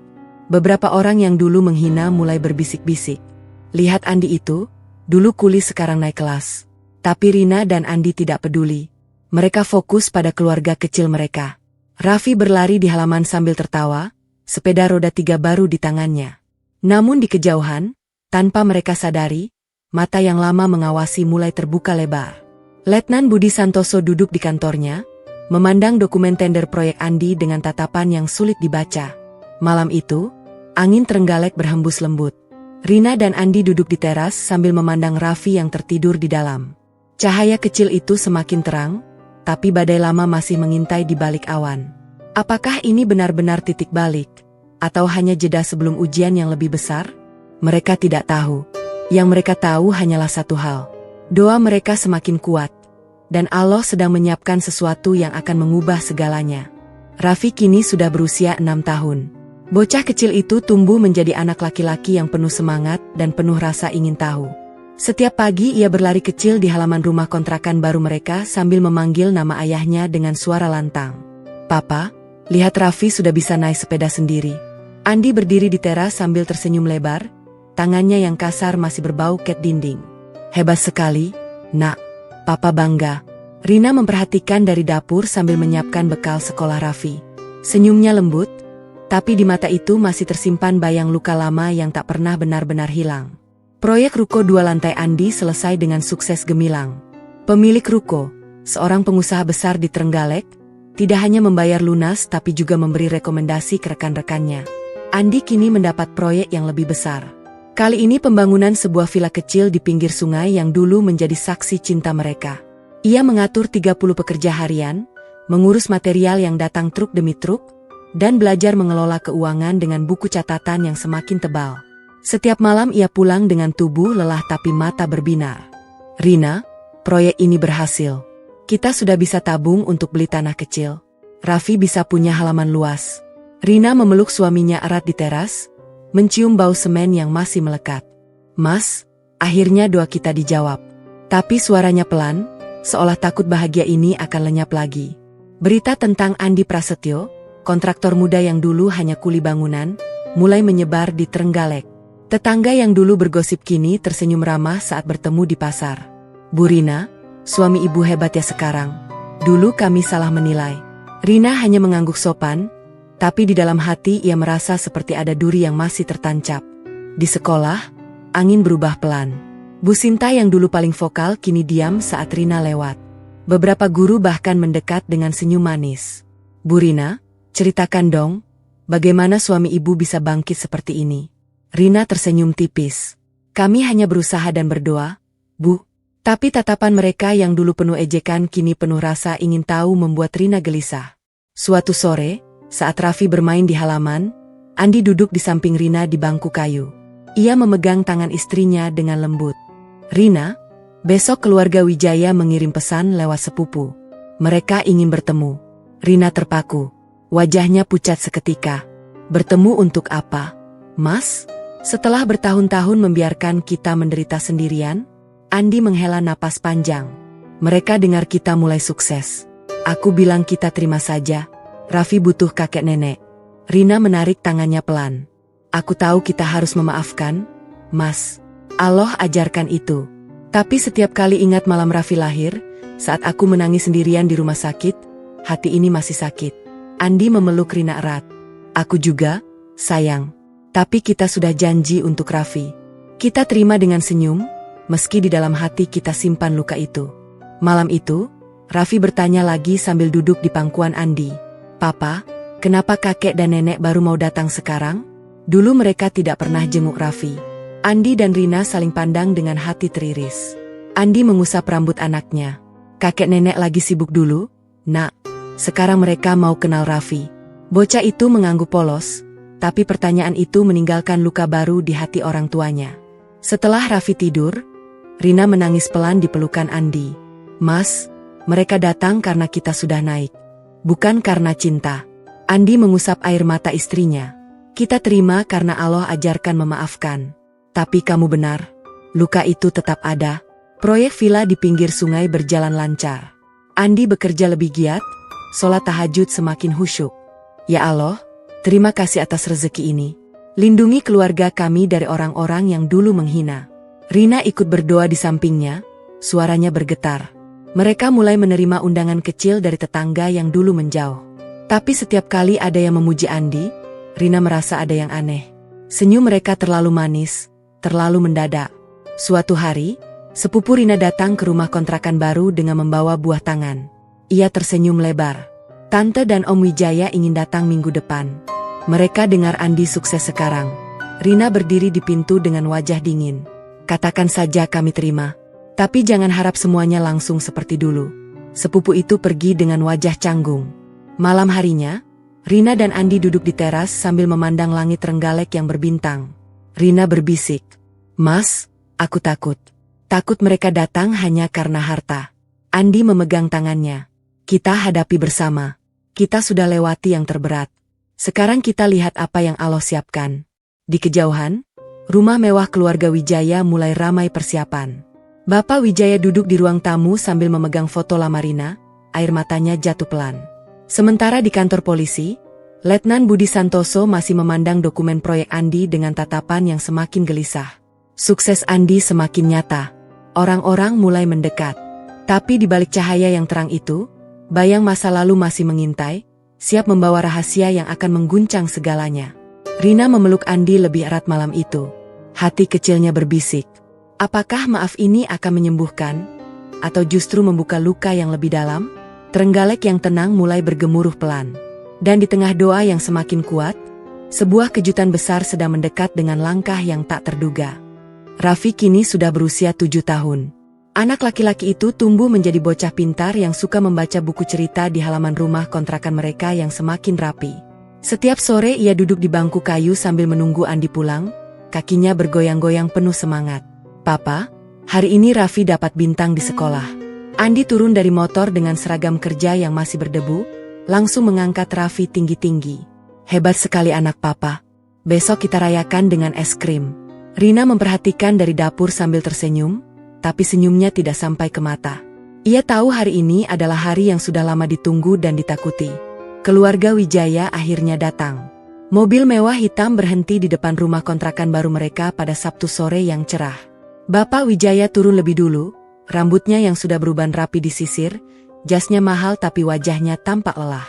Di belakangnya Ibu Wijaya berjalan pelan, tangannya memegang tas tangan yang mahal, mata yang dulu selalu keras kini berkaca-kaca. Mereka berdiri di depan pintu dengan wajah canggung. Rina membuka pintu dengan tangan gemetar. "Masuklah, Bapak, Ibu." Andi berdiri di sampingnya, tangannya memegang bahu Rina pelan untuk memberi kekuatan. Raffi berlari kecil dari dalam rumah. "Kakek, Nenek?" tanyanya polos sambil memeluk kaki Bapak Wijaya. Air mata Ibu Wijaya langsung jatuh. "Cucuku, maafkan Nenek ya. Kami salah besar." Bapak Wijaya berlutut di depan Raffi, suaranya parau. "Kakek minta maaf, Nak. Kakek dulu bodoh." Mereka membawa banyak hadiah, mainan mahal, baju baru, dan bahkan sepeda kecil untuk Raffi. Bocah itu berteriak gembira dan langsung memeluk kakek neneknya. Rina dan Andi hanya berdiri diam, menerima pelukan dan air mata itu dengan senyum sopan. Di dalam hati, Rina merasa seperti ada pisau yang berputar pelan. Mereka datang sekarang, setelah 7 tahun Raffi lahir tanpa satupun kunjungan. Di ruang tamu yang sederhana, Bapak Wijaya bicara dengan suara bergetar. "Rina, Andi, kami salah. Dulu kami pikir Andi tidak pantas. Tapi sekarang kami lihat, kalian bangkit dengan kerja keras. Maafkan kami." Ibu Wijaya menangis terseduh sambil memegang tangan Rina. "Kami malu sekali, Nak. Setiap malam ibu menangis ingat Raffi yang lahir tanpa kami." Rina mengangguk pelan. "Kami maafkan, Bapak, Ibu. Allah ajarkan kami untuk memaafkan." Tapi suaranya datar, tidak ada kehangatan. Andi menambahkan dengan nada tenang. "Kami terima kedatangan Bapak Ibu. Raffi senang sekali, itu yang terpenting." Malam itu mereka makan malam bersama. Raffi tertawa riang di pangkuan kakeknya, menceritakan sekolah dan mimpi ingin punya rumah besar. Bapak Wijaya berjanji akan bantu Andi dapat proyek lebih besar. "Kami punya kenalan pengusaha," kata beliau. Andi mengangguk sopan. "Terima kasih, Bapak." Tapi di dalam hatinya, ia ingat malam-malam saat Rina menangis karena tidak ada keluarga yang datang saat Raffi demam. Setelah keluarga Wijaya pulang, Rina langsung ambruk di pelukan Andi di kamar. "Mas, mereka datang karena kita sukses. Bukan karena menyesal sungguh-sungguh. Dulu saat aku melahirkan sendirian, di mana mereka?" Andi mengusap punggung istrinya, air matanya juga jatuh. "Aku tahu, sayang. Kita terima di luar, tapi hati kecil kita masih sakit. Allah tahu itu." Berita kunjungan itu menyebar cepat di Trenggalek. Keesokan harinya di sekolah, Bu Sinta datang dengan wajah merah malu. "Bu Rina, saya minta maaf atas semua ejekan dulu. Kami salah menilai suami Anda." Beberapa guru lain ikut mendekat, membawa buah tangan kecil untuk Raffi. "Kami malu, Bu. Dulu kami ikut gosip tanpa tahu perjuangan kalian." Rina menerima semuanya dengan senyum lembut. "Terima kasih, Bu. Kami sudah maafkan." Tapi saat pulang, ia menangis di motor Andi. "Mereka semua datang karena kita naik, Mas. Dulu kami dihina sampai ke tulang." Andi semakin sukses. Proyek villa di pinggir sungai selesai dengan pujian tinggi. Ia mendapat tender baru untuk membangun sebuah gedung kantor kecil. Uang mulai mengalir lebih deras. Mereka bisa beli mobil second yang layak dan tabung untuk rumah sendiri. Raffi mulai bangga di sekolah. "Papa saya kontraktor," katanya pada teman-temannya. Tapi setiap malam, setelah Raffi tidur, Rina dan Andi duduk di teras. Mereka berdoa bersama, suara mereka khusyuk. "Ya Allah, terima kasih atas rezeki. Tapi tolong sembuhkan luka di hati kami. Kami maafkan mereka di luar, tapi dalam hati masih sakit." Suatu malam, telepon Andi berdering dari nomor tak dikenal. Suara di ujung sana pelan. "Andi, ini Budi Santoso. Saya dengar kalian sukses sekarang. Besok saya ingin datang." Andi terdiam lama. Rina yang mendengar langsung memegang tangan suaminya. Mas, itu polisi yang dulu dijodohkan denganku. Andi mengangguk pelan. Kita terima saja. Mungkin ia ingin minta maaf juga. Di luar sana, Trenggalek mulai berubah pandang pada keluarga kecil itu. Tapi di hati Rina dan Andi, meski mereka tersenyum pada semua yang datang mendekat, ada luka yang masih berdarah pelan. Mereka menerima semua permintaan maaf, tapi hati kecil mereka berbisik. Apakah ini akhir dari derita, atau hanya awal dari rahasia yang lebih besar? Malam itu angin Trenggalek berhembus dingin. Dan di kejauhan, Letnan Budi Santoso memegang amplop tebal di tangannya, wajahnya pucat. Besok segalanya akan terbuka. Dan tak seorang pun siap untuk apa yang akan datang. Raffi kini sudah berusia 8 tahun. Bocah laki-laki itu tumbuh menjadi anak yang cerdas dan penuh rasa ingin tahu. Suka menggambar gedung-gedung tinggi di buku sketsa sambil bercerita tentang mimpi menjadi arsitek seperti papanya. Setiap pagi ia berlari ke halaman rumah kontrakan mereka yang kini terasa lebih hangat, memanggil Andi dengan suara riang. "Papa, hari ini Raffi mau ikut ke proyek." Andi tersenyum lelah sambil mengusap kepala anaknya. "Nanti ya, nak. Papa sedang sibuk bangun gedung kantor. Tapi janji Papa, suatu hari Raffi bisa ikut bantu." Rina memperhatikan dari dapur sambil menyiapkan sarapan. Hatinya campur aduk antara bahagia dan luka yang masih menganga. Hari itu adalah hari yang ditunggu sekaligus ditakuti. Letnan Budi Santoso datang tepat saat matahari mulai condong ke barat. Ia datang bukan dengan seragam polisi seperti dulu, melainkan dengan baju biasa yang sederhana, wajahnya pucat dan tangannya memegang amplop tebal berwarna coklat. Mobilnya parkir di depan rumah dengan pelan, seolah ragu-ragu. Rina membuka pintu, tubuhnya menegang seketika. "Mas Budi, silakan masuk." Andi berdiri di belakang istrinya, tangannya memegang bahu Rina untuk memberi kekuatan. Raffi mengintip dari balik pintu dengan mata penasaran. "Siapa itu, Mama?" Budi duduk di ruang tamu yang sederhana, matanya menunduk lama sebelum bicara. "Maaf mengganggu, Mas Andi, Bu Rina. Saya datang bukan untuk mengganggu kebahagiaan kalian. Saya dengar Andi sudah sukses jadi kontraktor. Selamat ya." Suaranya bergetar, tidak seperti polisi tegas yang dulu sering datang ke rumah Wijaya dengan bunga dan janji masa depan. Andi mengangguk sopan. "Terima kasih, Pak Budi. Kami terima kedatangan Bapak." Rina diam saja, tangannya saling menggenggam di pangkuan. Di dalam hatinya, bayang masa lalu muncul lagi. Dulu Budi adalah jodohan yang ditolaknya mentah-mentah, pria yang membuat orang tuanya semakin marah karena ia pilih Andi. Budi menghela napas panjang. "Saya datang untuk mengaku. Dulu, saat Rina menolak saya marah besar. Saya yang sebarkan gosip di sekolah lewat teman-teman guru. Saya yang bisik-bisik ke Bapak Ibu Wijaya agar semakin keras melarang kalian. Bahkan saya pernah ancam mandor Andi supaya memecat dia dari proyek." Ruangan langsung hening. Rina merasa dunia berputar. Andi mengepalkan tangan di bawah meja, tapi wajahnya tetap tenang. Raffi yang tidak mengerti hanya duduk di samping ibunya, memegang tangan Rina erat. "Kenapa Bapak lakukan itu?" tanya Andi dengan suara pelan tapi tegas. Budi menunduk lebih dalam. "Karena ego saya. Saya merasa pantas dapat Rina. Tapi 5 tahun lalu, saat Raffi lahir, saya diam-diam datang ke rumah sakit. Saya lihat Bu Rina menangis sendirian di kamar, tanpa keluarga. Saat itu saya sadar, saya yang jahat. Saya yang hancurkan hidup kalian." Budi membuka amplop tebal itu. Di dalamnya ada dokumen-dokumen lama. "Ini bukti. Saya yang diam-diam rekomendasi proyek pertama Andi yang besar itu. Saya pakai jabatan saya sebagai polisi untuk buka pintu tender. Saya ingin tebus dosa. Sekarang saya sudah mengundurkan diri dari polisi. Saya sakit parah, dokter bilang tidak ada harapan. Saya hanya ingin minta maaf sebelum semuanya terlambat." Air mata Rina jatuh pelan. Andi terdiam lama, matanya berkaca-kaca. Raffi melihat ibunya menangis lalu memeluknya. "Mama jangan nangis. Semua orang yang datang sekarang baik." Budi berdiri pelan. "Saya tidak minta dimaafkan sepenuhnya. Saya hanya ingin kalian tahu. Sukses Andi sekarang, sebagian karena tangan saya yang dulu jahat. Tapi Allah yang atur semuanya." Budi pergi setelah itu, langkahnya gontai meninggalkan rumah. Rina dan Andi duduk diam di ruang tamu yang tiba-tiba terasa dingin. Raffi berlari ke kamarnya dengan mainan baru dari kakek nenek. Malam itu, setelah Raffi tertidur, Rina dan Andi duduk di teras. Rina memeluk lututnya. "Mas, ternyata Budi yang bantu kita diam-diam. Tapi dulu dia yang hancurkan kita." Andi mengangguk pelan, suaranya parau. Aku tahu, Rina. Hati kecilku masih sakit. Kita terima maafnya karena Allah ajarkan memaafkan. Tapi luka itu tetap ada. Mereka berdoa bersama seperti biasa. Suara mereka lebih bergetar dari malam-malam sebelumnya. Ya Allah, terima kasih atas rezeki. Tapi tolong sembuhkan hati kami yang masih terluka. Kami maafkan semua orang di luar, tapi di dalam masih ada yang sakit. Keesokan harinya, berita tentang kunjungan Budi menyebar di Trenggalek. Bu Sinta dan teman-teman guru datang lagi ke rumah dengan wajah semakin malu.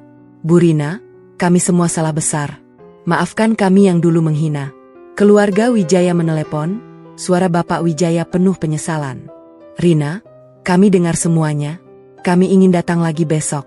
Andi dan Rina menerima semua itu dengan senyum sopan. Mereka jamu makan malam, bantu kebutuhan kerabat yang kesulitan, bahkan Andi beri pekerjaan pada beberapa sepupu. Dari luar, keluarga kecil itu terlihat harmonis. Raffi senang sekali punya kakek nenek dan teman-teman baru. Tapi saat tamu-tamu pulang dan rumah kembali sepi, Rina memeluk Andi di kamar. Mas, mereka semua datang karena kita sukses sekarang.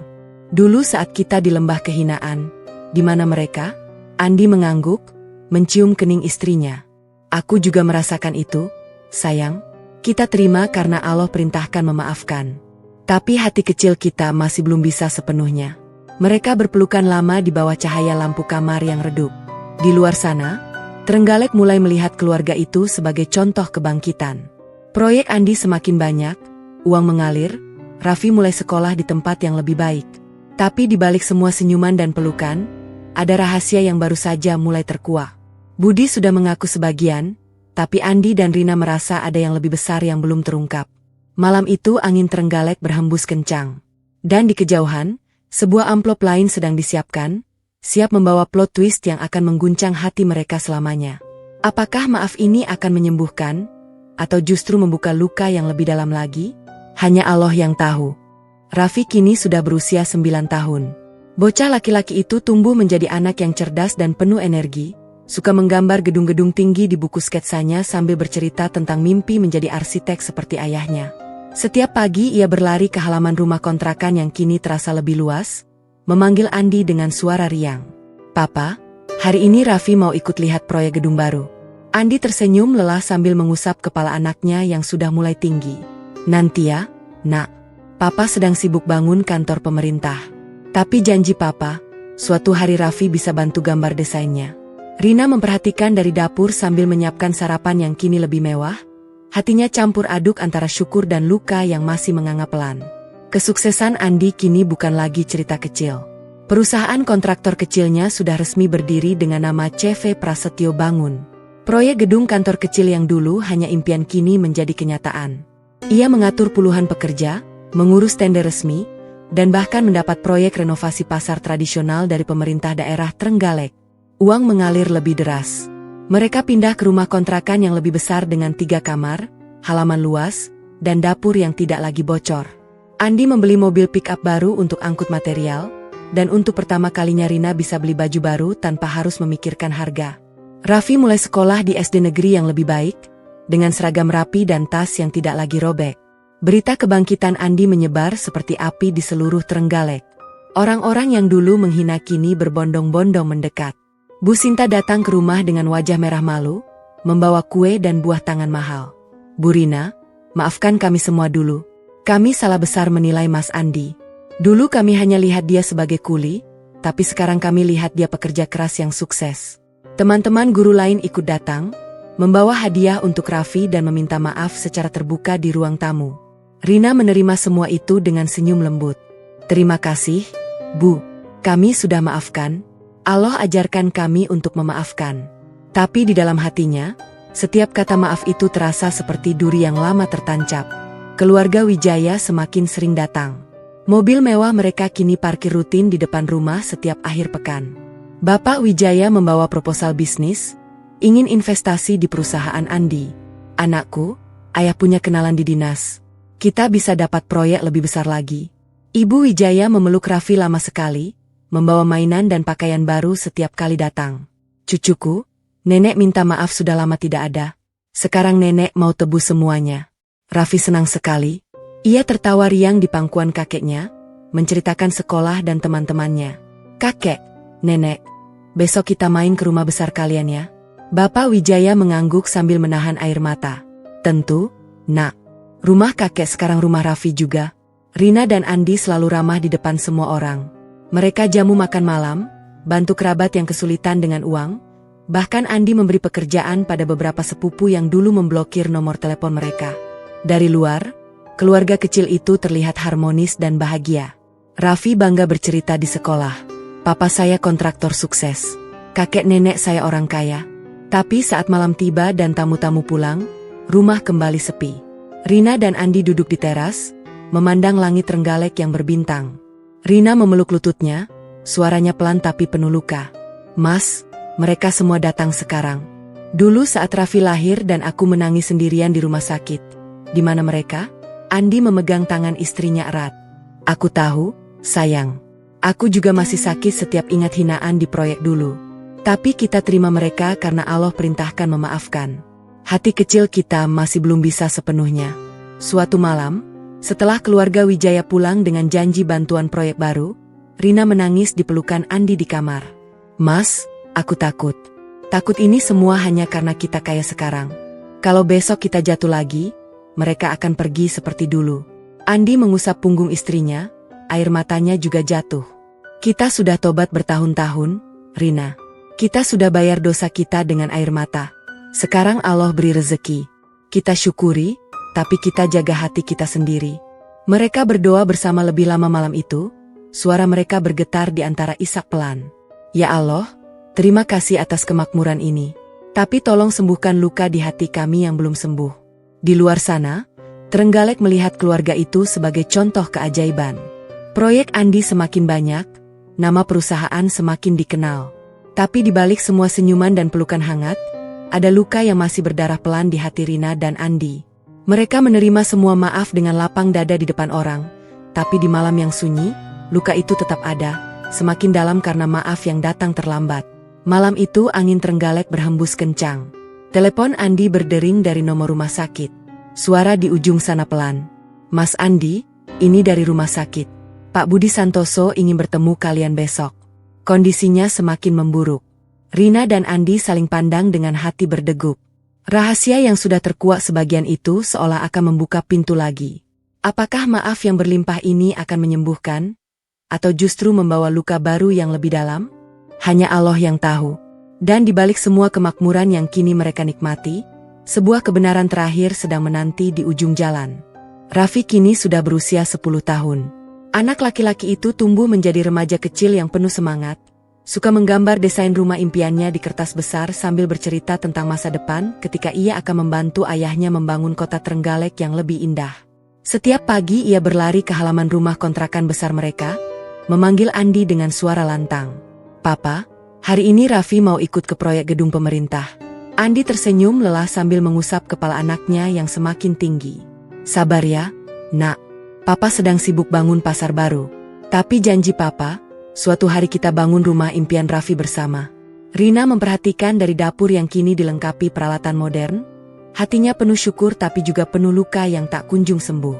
Kesuksesan Andi kini tak lagi bisa disembunyikan. Perusahaan CV Prasetyo Bangun sudah resmi memiliki kantor kecil di pusat kota. Proyek demi proyek datang bertubi-tubi. Gedung kantor pemerintah, renovasi pasar tradisional, bahkan tender pembangunan jembatan kecil di pinggir sungai yang dulu menjadi saksi cinta mereka. Uang mengalir deras. Mereka pindah ke rumah kontrakan yang lebih mewah dengan 4 kamar, garasi luas, dan taman kecil tempat Raffi bermain bola setiap sore. Andi membeli mobil keluarga baru, dan Rina bisa berhenti mengajar sementara untuk fokus mendampingi Raffi. Tapi di balik semua kemewahan itu, hati Rina dan Andi masih gelap oleh bayang masa lalu. Pagi itu telepon dari rumah sakit datang lagi. Suara perawat terdengar pelan. "Mas Andi, Pak Budi Santoso meminta kalian datang hari ini. Kondisinya semakin menurun." Rina dan Andi saling pandang dengan hati berdegup kencang. Raffi sedang di sekolah, jadi mereka berdua pergi ke rumah sakit dengan mobil baru mereka. Di ruang rawat inap yang sepi, Budi terbaring lemah di ranjang, wajahnya pucat dan tubuhnya kurus sekali. Ia tersenyum tipis saat melihat mereka masuk. "Terima kasih sudah datang. Saya tidak punya banyak waktu lagi. Budi menghela napas panjang, suaranya bergetar. Dulu saya bilang saya yang sebarkan gosip dan ancam mandor Andi. Tapi ada yang lebih dalam. Saya juga yang diam-diam kirim surat ke dinas pendidikan agar Bu Rina mendapat tekanan di sekolah. Saya marah karena ditolak. Saya ingin kalian hancur agar Rina kembali ke saya. Air mata Rina jatuh pelan. Andi mengepalkan tangan di samping tubuhnya, tapi tetap diam. Budi melanjutkan dengan suara semakin lemah. Tapi setelah lihat kalian di rumah sakit saat Raffi lahir, saya berubah. Saya yang pakai jabatan polisi untuk buka semua pintu tender proyek pertama Andi. Saya yang sembunyi-sembunyi bantu supplier agar tidak menahan material. Semua itu untuk tebus dosa. Sekarang saya sakit kanker stadium akhir. Dokter bilang tinggal hitungan minggu. Saya hanya ingin kalian tahu sebelum saya pergi. Maafkan saya. Ruangan hening seperti kuburan. Rina menangis terseduh sambil memegang tangan Andi. Andi menunduk lama, air matanya jatuh ke lantai rumah sakit yang dingin. Kami maafkan, Pak Budi. Allah ajarkan kami memaafkan. Tapi luka yang Bapak buat dulu masih ada di sini. Budi mengangguk pelan, senyumnya penuh penyesalan. Terima kasih. Sekarang saya bisa pergi dengan tenang. Mereka tinggalkan Budi dengan hati yang semakin berat. Di perjalanan pulang, Rina menangis di bahu Andi. Mas, dia yang hancurkan kita, tapi juga yang bantu kita bangkit. Kenapa Allah atur seperti ini? Andi hanya memeluk istrinya erat sambil menyetir. Kita tidak tahu, Rina. Kita hanya bisa syukur dan sabar. Keluarga Wijaya semakin sering datang setelah mendengar kabar Budi. Mereka membawa makanan dan hadiah untuk Raffi setiap akhir pekan. Bapak Wijaya duduk di ruang tamu sambil memegang tangan Andi. Anakku, ayah bangga padamu. Besok kita buat acara syukuran besar di rumah kita yang lama. Undang semua yang dulu menghina. Biar mereka lihat betapa salahnya mereka. Ibu Wijaya memeluk Rina lama sekali. Nak, ibu minta maaf sudah biarkan kalian menderita sendirian. Sekarang kita keluarga lagi. Raffi senang sekali.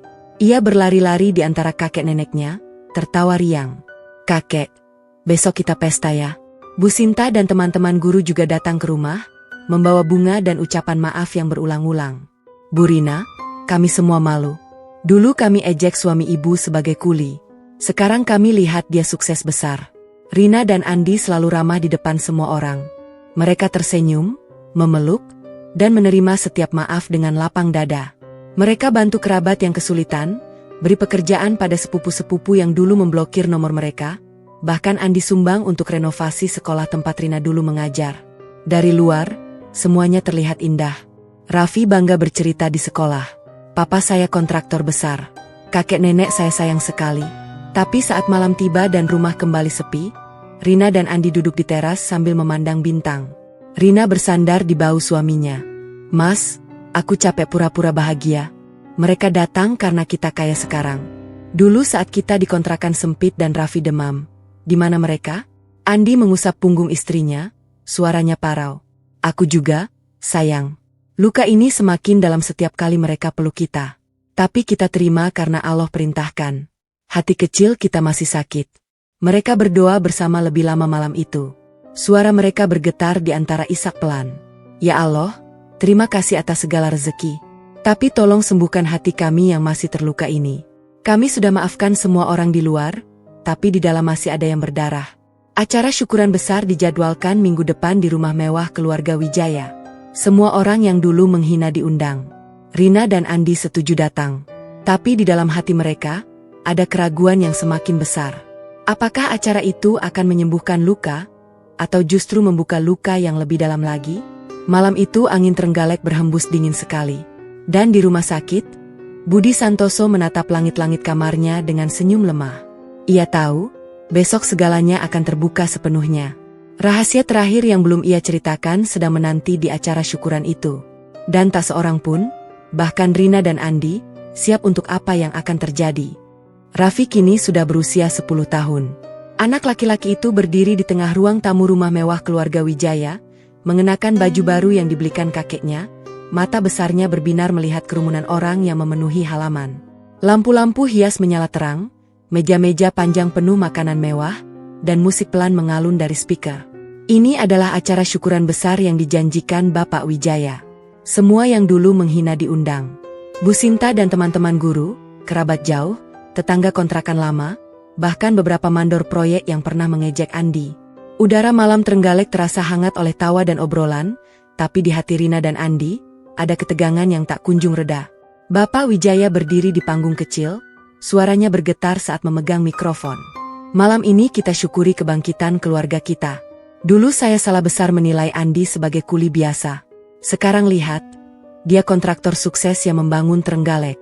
Rina, ayah minta maaf sudah biarkan kamu menderita sendirian. Ibu Wijaya menangis di sampingnya, memeluk Rina erat di depan semua orang. Nak, ibu salah. Raffi cucu kami yang paling manis. Maafkan nenek. Raffi tertawa riang, memeluk kakek neneknya bergantian. Semua tamu bertepuk tangan. Bu Sinta maju ke depan dengan wajah merah. Bu Rina, kami semua malu. Dulu kami ejek suami ibu, gosipkan kehidupan kalian. Maafkan kami. Teman-teman guru lain ikut berdiri, suara mereka penuh penyesalan. Kami salah, Bu. Anda teladan sejati. Andi dan Rina berdiri di tengah kerumunan, tersenyum sopan, memeluk satu persatu yang datang meminta maaf. Andi berjabat tangan dengan mantan mandor yang dulu sering menghinanya. Terima kasih sudah datang, Pak. Semua sudah lewat. Rina memeluk Bu Sinta dengan lembut. Kami maafkan, Bu. Allah ajarkan kami memaafkan. Dari luar, semuanya terlihat indah. Raffi berlari-lari bahagia di antara tamu, menerima hadiah dan pelukan. Tapi saat musik berhenti sebentar dan tamu mulai makan, Rina menarik Andi ke sudut halaman yang sepi. Mas, lihat mereka semua. Senyum mereka manis sekali sekarang. Dulu saat Raffi lahir dan kita makan mie instan di kontrakan bocor. Di mana mereka? Andi memegang tangan istrinya erat, suaranya pelan. Aku tahu, sayang. Hati kecilku masih sakit setiap peluk mereka. Tapi kita terima. Untuk Raffi, untuk Allah. Tiba-tiba pintu gerbang terbuka pelan. Seorang perawat dari rumah sakit masuk dengan langkah hati-hati, membawa sebuah tablet besar. Ia mendekati Andi dan Rina dengan wajah sedih. Pak Budi meminta ini disampaikan malam ini. Ia bilang ini pengakuan terakhirnya. Semua tamu terdiam. Bapak Wijaya mengangguk memberi izin. Perawat menyalakan tablet itu di layar besar yang sudah disiapkan untuk acara. Di layar muncul wajah Budi Santoso yang sangat pucat, terbaring di ranjang rumah sakit. Suaranya lemah tapi jelas. Selamat malam semua. Saya Letnan Budi Santoso, mantan polisi yang dulu dijodohkan dengan Rina. Malam ini saya ingin akhiri semua rahasia. Dulu saya bukan hanya sebarkan gosip dan ancam mandor. Saya yang kirim surat anonim ke Dinas Pendidikan agar Rina ditekan di sekolah. Saya yang bisik ke Bapak Wijaya agar memblokir nomor Rina. Saya marah karena ditolak. Tapi setelah lihat Rina menangis sendirian saat Raffi lahir, saya berubah. Saya yang diam-diam bantu semua proyek Andi. Bukan hanya yang pertama. Semua tender besar itu saya buka pintunya pakai jabatan saya. Saya yang bayar sebagian biaya obat Raffi saat demam dulu tanpa sepengetahuan kalian. Saya lakukan itu untuk tebus dosa. Sekarang saya tinggal hitungan hari. Saya minta maaf di depan semua orang. Andi, Rina, kalian menang karena Allah. Bukan karena saya. Maafkan saya. Layar gelap. Ruangan hening total. Air mata Rina jatuh deras. Andi memeluk istrinya erat, tubuhnya gemetar. Raffi berlari ke pelukan orang tuanya, bingung tapi ikut menangis. Bapak Wijaya jatuh berlutut di depan mereka. Anakku, ayah tidak tahu semuanya seburuk ini. Kami salah besar. Semua tamu menunduk, air mata banyak yang jatuh. Bu Sinta menangis terseduh. Kami semua bersalah. Malam itu, setelah tamu pulang satu persatu dengan wajah penuh penyesalan, Rina dan Andi duduk di teras rumah mewah Wijaya yang dulu melarang mereka. Raffi tertidur di pangkuan Rina. Rina bersandar di bahu Andi, suaranya pelan tapi penuh emosi. Mas, ternyata musuh kita yang bantu kita bangkit. Allah pakai tangan Budi untuk jawab doa kita. Andi mengusap air mata istrinya. Aku tahu, sayang. Hati kecilku masih sakit ingat semua hinaan. Tapi malam ini aku sadar. Kita harus maafkan sepenuhnya. Bukan karena mereka datang sekarang. Bukan karena sukses kita. Tapi karena Allah sudah tunjukkan jalan. Rina mengangguk pelan. Untuk pertama kalinya setelah 10 tahun, air matanya jatuh karena lega, bukan sakit. Kita terima mereka, Mas. Tapi luka itu akan jadi pengingat. Kita salah dulu, tapi Allah beri kita Raffi dan rezeki yang halal. Mereka berpelukan lama di bawah bintang Trenggalek. Raffi menggeliat pelan dalam tidur, tersenyum kecil seolah merasakan damai yang akhirnya datang. Keesokan harinya, berita tentang pengakuan Budi menyebar di seluruh kota. Budi meninggal 2 hari kemudian dengan senyum tenang. Rina dan Andi datang ke pemakamannya, meletakkan bunga dengan hati yang sudah lebih ringan. Keluarga Wijaya kini benar-benar dekat, bukan karena harta, tapi karena penyesalan yang tulus. Andi terus bangun perusahaannya dengan lebih besar, Rina kembali mengajar dengan senyum yang tulus, dan Raffi tumbuh bahagia dikelilingi cinta yang akhirnya utuh. Di pinggir sungai yang dulu menjadi saksi janji cinta mereka, Rina dan Andi berdiri berdua suatu sore. Angin sepoi menyapu wajah mereka. Rina berbisik, "Mas, akhirnya kita bahagia." Andi mencium kening istrinya. "Ya, sayang. Luka masih ada, tapi Allah sudah sembuhkan dengan caranya yang paling indah." Tamat.